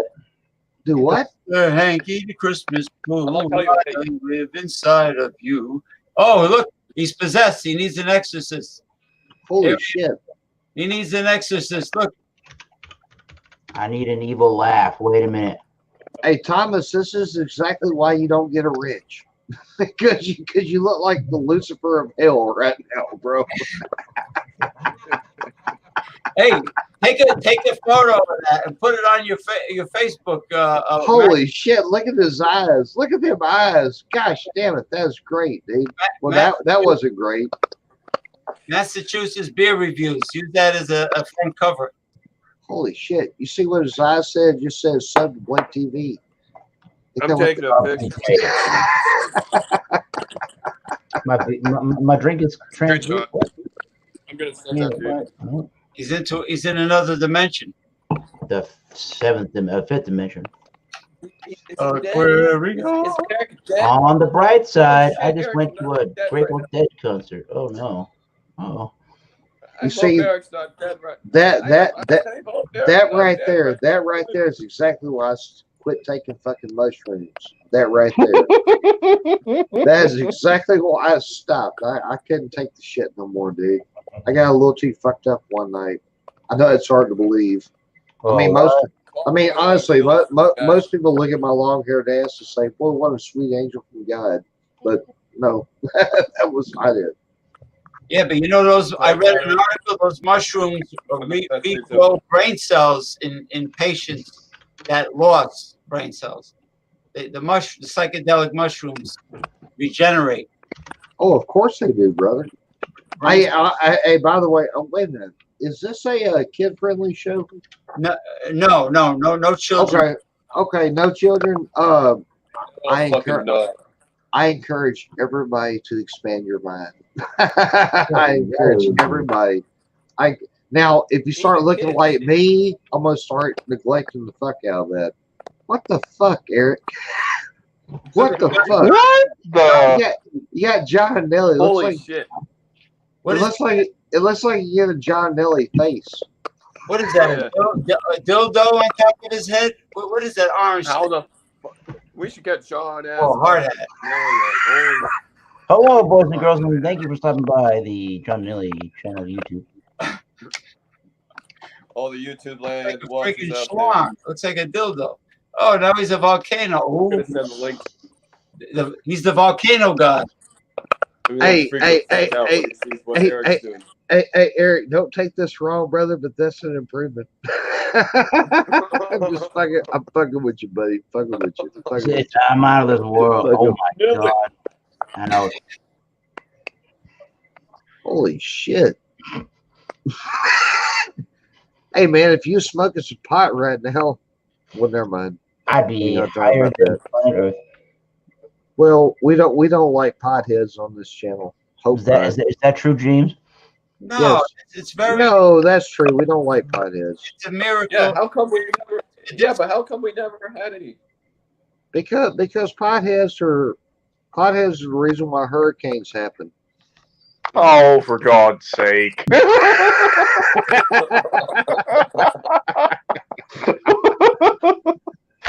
I knew it. Yes, you were one of the biggest I got it. Yes, I did it. Yes. All right, well, no offense, but now I know exactly what you are. You are an internet troll who lives in a basement. That is not Blake TV. Have you been on the Blake TV? No. Damien, try again, brother. Try again, James. Nah, that's not a basement. That's just he's got the Look light. at my house. What are you doing? What? Damien, I broke in these motherfuckers' house 2 hours ago, dog. I've been live for 3. It wasn't easy. I mean, seriously, I had to subdue that big motherfucker past the door, but that damn little chihuahua over there, that was the son of a bitch. Who the Wow. fuck owns a chihuahua? A chihuahua? A chihuahua, dog. A chihuahua, same day. What are fuck you, in up. Mexico or something? No. Oh, okay. I see what that was. I see what that was. Yeah, y'all trying to build a wall around my people. Yeah, that's fucked up.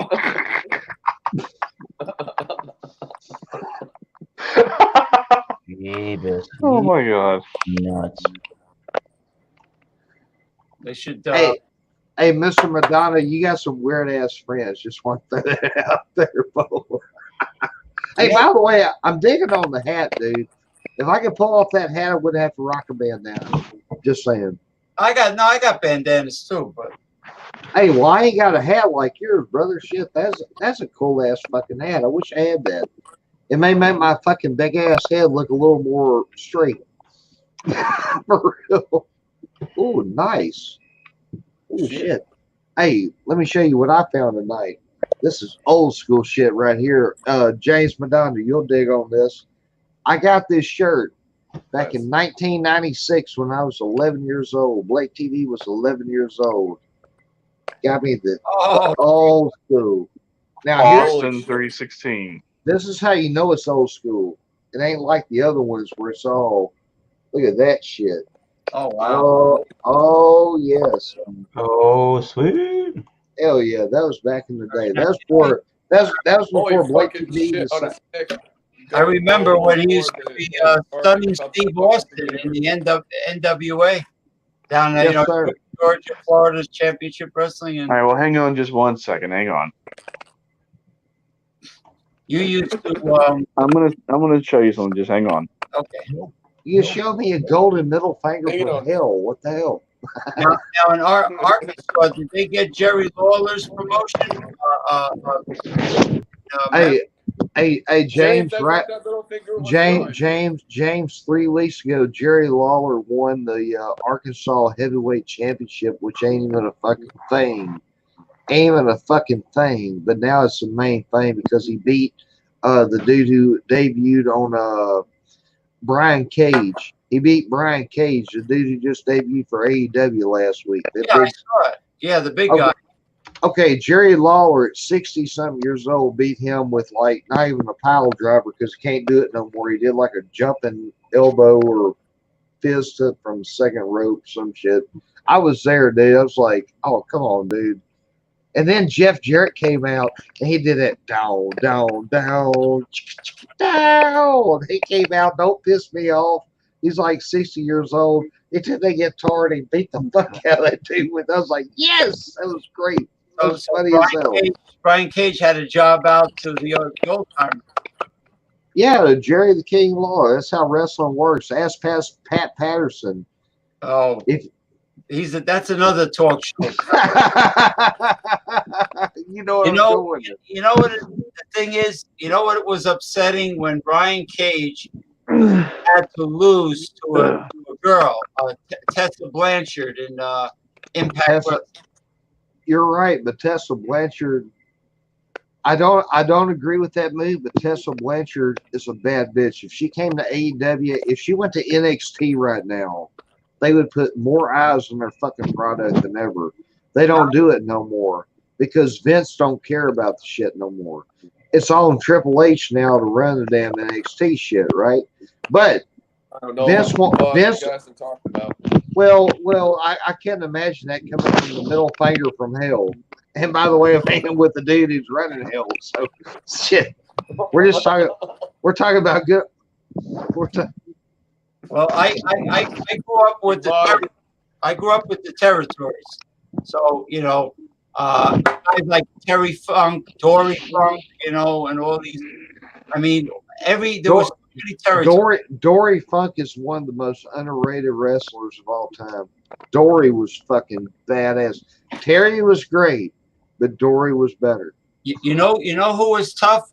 Vern Gagne, the guys he trained. He trained so many stars, and he beat the crap out. I mean, he made them work out so much. I'll tell you who's even better than them. Southern Boy, Danny Hodge. Look at this. Ain't no Corona getting near that. Fuck. Shit. My long-haired ass wouldn't get near him right now. Shit, Corona ain't gonna touch Damien. Damien!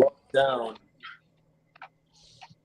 Yeah, these guys were catch wrestlers. They knew how to put people in submission holds, like Billy Robinson, Gagne, Fez. Oh yeah, what happened to your wrestler tonight, James? He hasn't showed up yet. Oh, because he tells me, he makes excuses about coming on. That's why. He says, "Oh, lady's knocking down his door." Yeah, he says if I'm still awake, I'll come on. Why are you doing this to me? You know I'm colorblind, Eric. Why the hell are you doing this shit to me? Come on, dog. Come on, bro. You see the brick? John and Neil. No, I don't know. Where's the brick man? I bowed down to Eric. That shit was funny. Guys, I am fucked up. I've got to get off here. Oh, yeah, I hate to see a guy like Brian Cage job out to anybody below him. Well, here's my thing. Here's my thing. I'm gonna leave it like this. I'm not. No, I'll take that back. I'm lying. I am a huge Jim Cornette fan, and Cornette says something the other day that made a lot of sense to me. I love AEW. I don't like the new modern wrestling, right? I like the newer people. They show tits, they show ass, they say the word shit. It's kind of a little more edgy, like we grew up on, instead of fucking WWF. Oh, this is poopy. Who the fuck says poopy? That's the dumbest fucking corny shit. So Cornette says something that the girls come out and they fight third in the match, right? And they go through the tables, they do all this shit, and he's like, "What the fuck are the guys gonna do?" You know what I'm saying? What the fuck are they gonna do? Yeah, the girls do real hard. Hey, by the way, anybody watching me right now? My name is not Blake motherfucking TV. My real name is Thomas Mill 75, and I've been paid to do.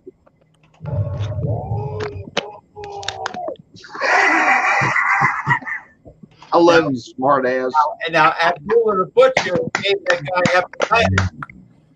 Right, Abdullah the Butcher gave that guy hepatitis C, right? What's the bad? The bad one is hepatitis C, right?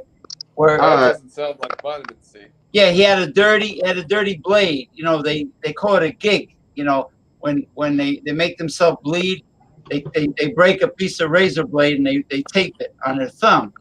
So Abdullah must have had a dirty one, and he popped the guy, you know, in the forehead, and the guy got hepatitis C from it. Hey, Damien, you're 27. Wow. Damien, you're 27, right, brother? No, would you ever 26? 26.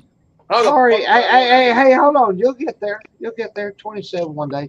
Would you ever take a razor and cut your fucking head open voluntarily? No. Well, then that's why you don't make millions of dollars being a wrestler. Smoke weed every day. Smoke weed every day. It is what it is. Hey, I don't smoke pipe, man. I get high on life. And if you believe that, I got some fucking icebergs in New Mexico I want to talk about selling to you. Hell yeah. Y'all live a fucking like for James Piranha Madonna. Same day, fuck up. Damien in the house tonight. Thomas Metal. I have a question about New Mexico. Those tumbleweeds that roll back and forth, are they live plants or are they like dead? The tumbleweeds. Hey, listen, brother. Just because I look like Jesus, I ain't got all the answers. So cheers, everybody. Maybe Thomas Metal 75. Hey, look at that! I saw a smile. Holy shit! I made it pop. Woohoo! 27. 6. Say what? We'll be 7. We'll be 7. Say what, JP Madonna? I'm pretty fucked up. Y'all have a good night and a better tomorrow. Much love, my friends. Thank you so much for letting me get on here tonight. And next time, I'll be a little bit more sober. Not much, but a little bit. Well, we start the reviews at like 11:30 on Friday. Yeah. Eastern. So 10:30 here Central. Okay. All right, bro. so 10:30 your time. Yeah. Yes, sir. Cool, man. Hey, I really had a good time just gaming with you all night, man. Shit, I just like sitting around catching the buzz, having a good time on Friday night. We're all going to die from the virus or everybody's going to kill us and fucking, I'm sick of 2020, 2020, kiss my ass. Everybody have a good time. Let's have a drink and fuck it. It's going to be okay. Tune in next time. Same Piranha channel, same Madonna time. Or is that the other way around? Oh, never mind. Anyway, you want to say it. Cheers, everybody. And by the way, quit cutting your fucking hair, you rock star. You playing that badass shit on Facebook. I see you, Thomas. I see you, homie. Now, if somebody was guaranteed to win the Powerball lottery, but they had to change your name to Elmer Fudd, how many people would do it? I would do it. Oh, no. I'd come up with something more cool like Bill Ding. D-I-N-G. What about Dick Cummins? How about no, Yeah, that'd work. No, how about the Gina Squirts? Gina Squirts? Well, if it meant like 200 million, why not? Or if you really want to get, never mind, I ain't gonna say that. I'm not on my channel. Everybody have a good night and a better tomorrow. All right, see ya. Cheers, everybody. Later, y'all. Thank y'all, man. Have a good night. Oh boy, that guy is a character. Oh yeah. Well, I wanted him on. He's from Arkansas and he lives in Colorado. Just oh man. Last call because we're above. Yeah, but he's very witty. Even though he was, a little bit intoxicated, he was still fast with his jokes. It was. This cannot be the first time people have heard of Blake TV. Come on, he's a legend. No, I honestly never heard of it. That guy thinks quick on his feet. He thinks. No, he's quick. Even if he drinks, he's he comes out with them like a stand-up comic. He just bangs them out. Very, very witty. That guy, intense energy, like an intense positive energy in a setting. Yeah, like a motivational speaker. Like that guy. What's that guy that's full of shit? Tony Robbins. I The think. guy that's full of energy. Asshole. Tony Robbins, the motivational speaker. No, he could be a motivational speaker. Holy crap. What about Pat Robertson? What about that guy from the 700 Club? Pat Robertson? Well, he's real old now. What about Joel Osteen with the big fake, My God. Oh no. big fake smile?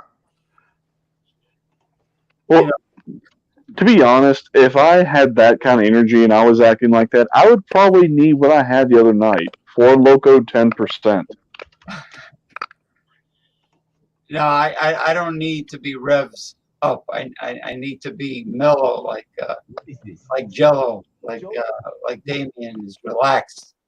Yeah, I mean, I gotta say, those 2 tall cans of 4 Loco 10%, that was an interesting night.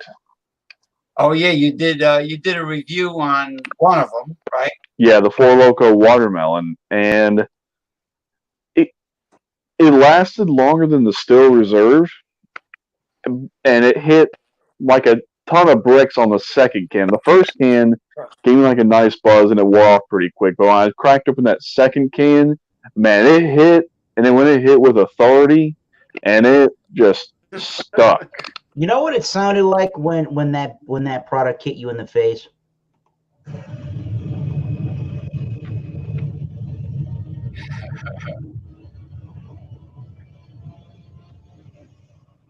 I don't get it. That was Godzilla. Oh, Godzilla. No, but it was interesting. But when I fell asleep, I was out. O-U-T out. And when I woke up, oh no. When I woke up, my stomach was hurting, and I was just like, what did I do last night? I remembered, oh yeah, Four Loko. Hey, Eric, did you ever have malt liquor before? I think he walked away. Wait. But no, Four Loko is not a malt liquor. It's a malt beverage. It's a flavored beer. Yeah, So no, what they do is, I know. I meant the other one, Old English and like Colt 45. They're malt liquors, right? yeah, I've had all of them except for the Schlitz Blue Bowl. I think that's about the only one I've not had. Yeah, I've had Colt 45. I've had the Colt 45 high gravity, the 8.5%. That's some pretty stout stuff at 8.5%. I've had the Old English 800 high gravity. I had Mickey's. I've had Country Club, and I've had King Cobra, Hurricane high gravity. What are some other malt liquors I've had? Of course, Still Reserve, the 8%, the 8.1%, and the 6%. I've also had the I've had the Milwaukee Special Reserve Ice. That one was terrible. I've had Earthquake High Gravity, 10%. Nasty. What are some other ones I've had? I guess you can consider like ice beers malt liquors too. If that's the case, I've had just about every single major ice beer out there. So. And you back then, did you get a chance to do reviews on them, video reviews, or? Yeah, I've reviewed just about every single major ice beer that's out there, except for Molson Ice. I think that's the only one I've not done. Molson Ice. What do you got? Canada Dry Ginger Ale? No, that's Sierra Nevada Pale Ale. Classic. Pale Ale. Oh, the Sierra Nevada. Yep, a tried and true, all reliable pale ale. Pale ale is so reliable. It's not too hoppy. It's not too sweet. It's just, pure adulterated. Well, unadulterated, because I kind of like the way unadulterated sounds. Juicy goodness that you're not quite a kid anymore, but you still want to be a kid. You still want to be a kid. That's what's so great about it. You drank that stuff when you were in your baby pop? Wait, what? I says, how young were you when you were drinking? When you had your first beer? 5 years old? In a bottle. Now, that was Godzilla, because Godzilla has like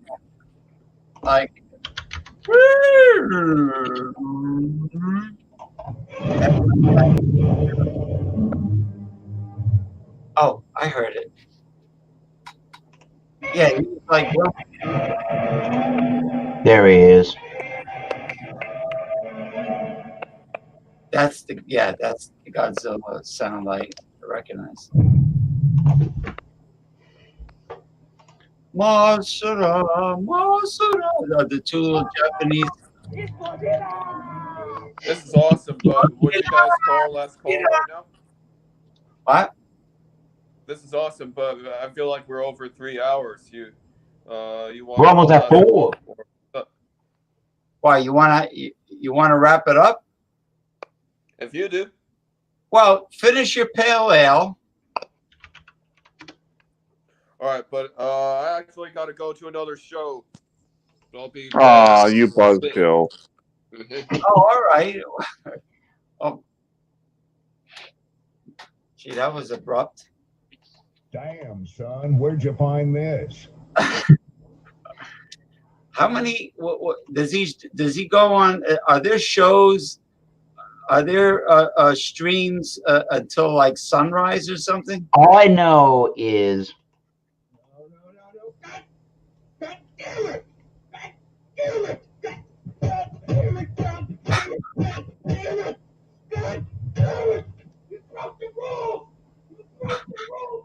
You snapping Nazi! You broke the rules!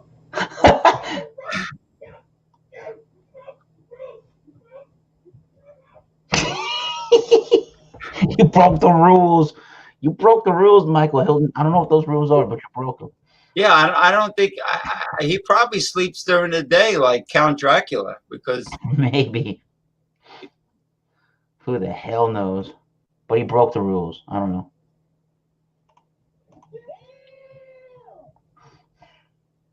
yeah, he's Well, he's going to the women of the world, I guess.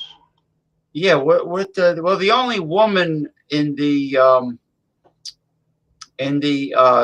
community is that I know about is that what's her name, Nina? Ooh, oh, Michael Hilton and Nina. No, Nina No, from Rhode Island, right? She's the only. Rhode Island. That's in my neck of the woods. She's Wait a minute, I don't have a neck. she's the only female that is in the beer and booze review community that just started to show herself on video actually recently. Goddamn right. Because at least on Jay's shows, she started showing herself recently. But she's the only one, really. I mean, you broke the rules. It's a soundboard website that everybody else keeps going on. Sometimes you play the wrong video clip at the wrong time, YouTube will find out that that's copyright and go X-nay. Hopefully not in this case. You'd be surprised what Bizarre Songs gives you the YouTube warning, the email, the third-party copyright. Right. Well, anyway, I think I'm going to hop off here and go take a shower, shave, and do all that because I know Saturday is going to be a fucking bitch from hell. Oh, you got to work tomorrow morning? I got to go in at 3, but I'm just going to go in there, shower, shave, maybe play some Red Dead Redemption 2, and fall asleep. Fall asleep. All right. We might as well wrap it up.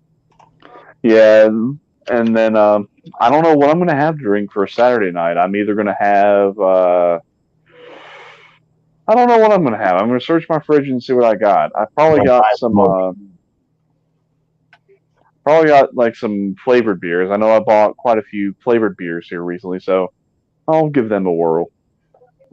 Yeah, I'll probably go to the Cuban place in down the street and get something there for dinner. Tomorrow. It's supposed to be 81, only for tomorrow. Now it's going to go down to 69 or 68 for Sunday, which is good because I like it cool, and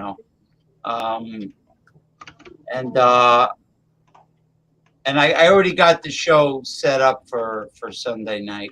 All right. Yeah, it's already Sunday night. Okay. Yeah, no, we do the usual, the politics. Then he does the tarot card reading, and then Gotcha.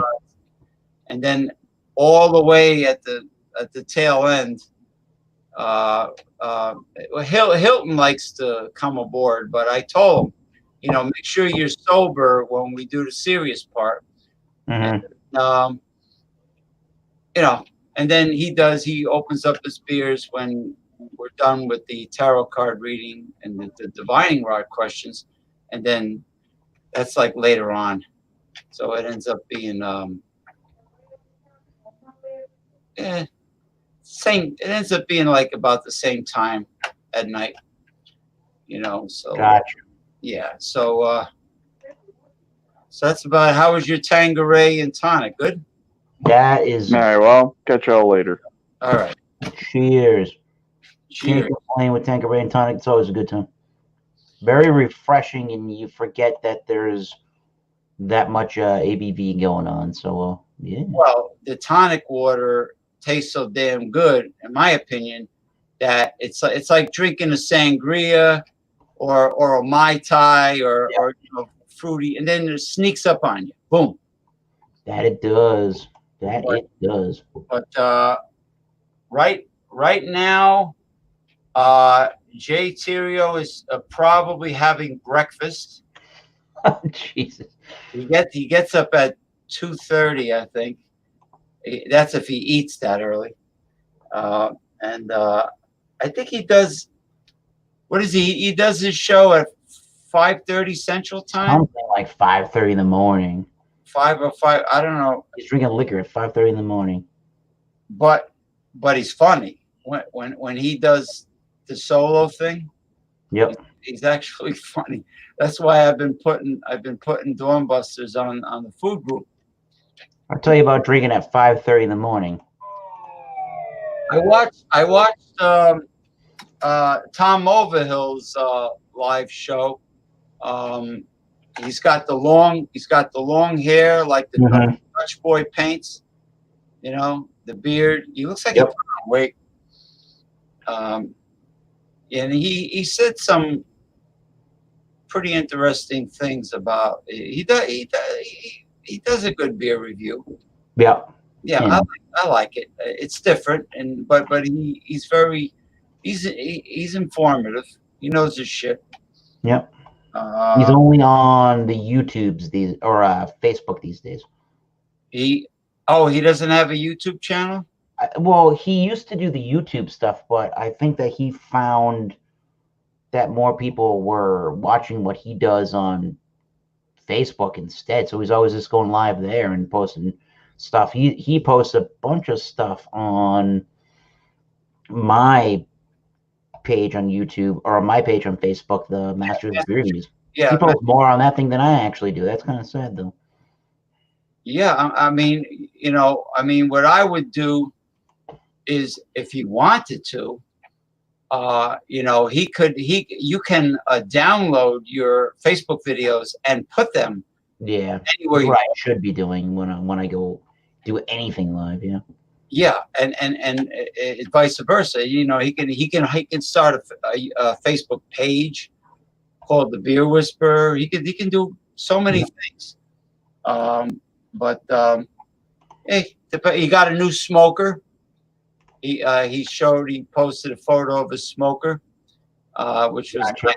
You know, he started learning how to use it. And well, I'll tell you one thing. Holy shit balls! I'll tell you one thing that's sort of kind of maybe positive to either or of us, depending on how you want to look at it. Those Floyd protesters, they were in Atlanta, and they are ransacking and destroying the CNN headquarters. Really? In Atlanta? In Atlanta, and it's somebody. And then there is a video of a CNN reporter yells shit after a firecracker explodes in the CNN building in Atlanta. Oh shit! So this is going to go nationwide. This it's like the old West. Everybody just does what they want to do. It's lawlessness. Yeah, like everywhere is Dodge City. You know, or Deadwood, North Dakota, South Dakota, wherever it is. So yeah, they are. Let's see if I can do this real fast before we head on off. See, I didn't know that they tried to. Hold on, wait a minute. You're here. I'm here. I don't know if we can share the audio. Yeah, I can share that. Yeah, really fast. Does Ted Turner still own? Oh, here we go. I don't know the answer to that, but check this craziness out. What breaks out? So, full screen, watch this. Some people are laughing, some people are videotaping. They just threw something on fire, Chris, a firecracker. Yep. Shit. Nick, you all right? You okay? You okay? You okay, guys? You all right? Is everyone okay? You all right, William? Okay. We're okay. Rubber bullets in Minneapolis. They use rubber- That's screwed. I don't care what your cause is. That's just taking your message a little bit too far, if you ask me on that one. Yeah, that's not just a protest. Not that's violence. That's you know the rioting gives people an excuse to vandalize, to loot and steal, rob from stores, and like they did during the Rodney King, the L.A. riots. It's a shame. I'm sure we're gonna, this is all the country really needs with this pandemic going on. Yeah. For something like this to take place. So, I mean, the United States is crumbling, like Nikita Khrushchev predicted in the 1960s, that the U.S. will destroy itself from within gradually, like the Roman Empire did. Yep. So that, well, let's just hope. It's. I don't know. I just wish the southern states did what the Northeast did to get the numbers down. So, but it's not exactly happening. Out west, I think Las Vegas is opening up the second week, I think June 11th. Mm-hmm. My friend is going there. They're opening up the casinos and hotels, but no nightclubs and no shows yet. And the stores, in the area can open up, but they have to follow guidelines. And I think he mentioned, instead of separating, let's say, the gaming tables or the slot machines, they're going to put acrylic barriers, like cubicles, around. That's crazy. That doesn't. I don't know. That seems. Everyone else is congregating with everybody else when they go to these casinos. How do they think that that's gonna immediately stop the spread of some infectious disease or bacteria? Yeah, they're gonna have to. Security is gonna have to really enforce social distancing. I don't know how they're gonna do it, because me either. Because if one or two casinos opens up, they're all gonna open up. If they're all gonna open up, that means the airports, the tourists will start flying in, and I honestly, when it comes to casinos, it's kind of like a stadium, like if they allowed fans in Fenway Park, there's no social distancing. How can you enforce it in a stadium? Yeah. Same thing with a casino. It'll be very difficult, and it'll be very costly to put acrylic cubicles around every slot machine and every blackjack, table, the chairs, and I don't know how they're going to do it. It's they have their work cut out for them. But they sure do. I mean, I don't know about throwing around live firecrackers and stuff and ransacking the inside of a CNN headquarters. I don't know. So these protesters are going to take control of the media now and spew out whatever they want to spew out to get their message across. Is that really? Are these protesters really that sophisticated? They can go take over the airwaves now? Well, that's what the media is going to be talking about for quite a while now. See how CNN does with that one, right? It's CNN. I mean, some of these news organizations just report whatever they want so they get their point across. It's not whose point is it that they're trying to get across. No one asks anybody else how they want to hear the news. I don't know. I just want to hear the news, and I don't want to hear the bullshit in between it. Yeah, before it was nonstop corona deaths and wash your hands and do this and the mask. Now it totally distracted the the outrageous things that Donald Trump says, and the mainstream doesn't really, it's not really talking about Donald Trump's tweets and lies and or Corona. Now it's about this. So Right. it's like you know, the headline news is here today and gone tomorrow. I remember when all they talked about was Ebola, and then all of a sudden gone, and something new came up. Mm-hmm. They tend to do. They don't diversify the news, the American mainstream media. They just go with what's ever hot right now. Yeah. And right now, this is hot. I guess. Yeah, we'll just have to watch this thing unfold, I guess, from now. Yeah. So anyway, I'll see you in cyberspace. Will do, good sir. Thanks for the stream. Yeah, we'll do it again. Tomorrow, I think I gotta find something other than. I gotta find something different. If Jay Terrio's gonna have Super inclusive Sunday or Saturday. Super inclusive Saturday. Something like that, yeah. I have to come up with something. I have to find Yep. something different. So I'll talk to you soon. Yeah, we'll do that. All right, bye-bye.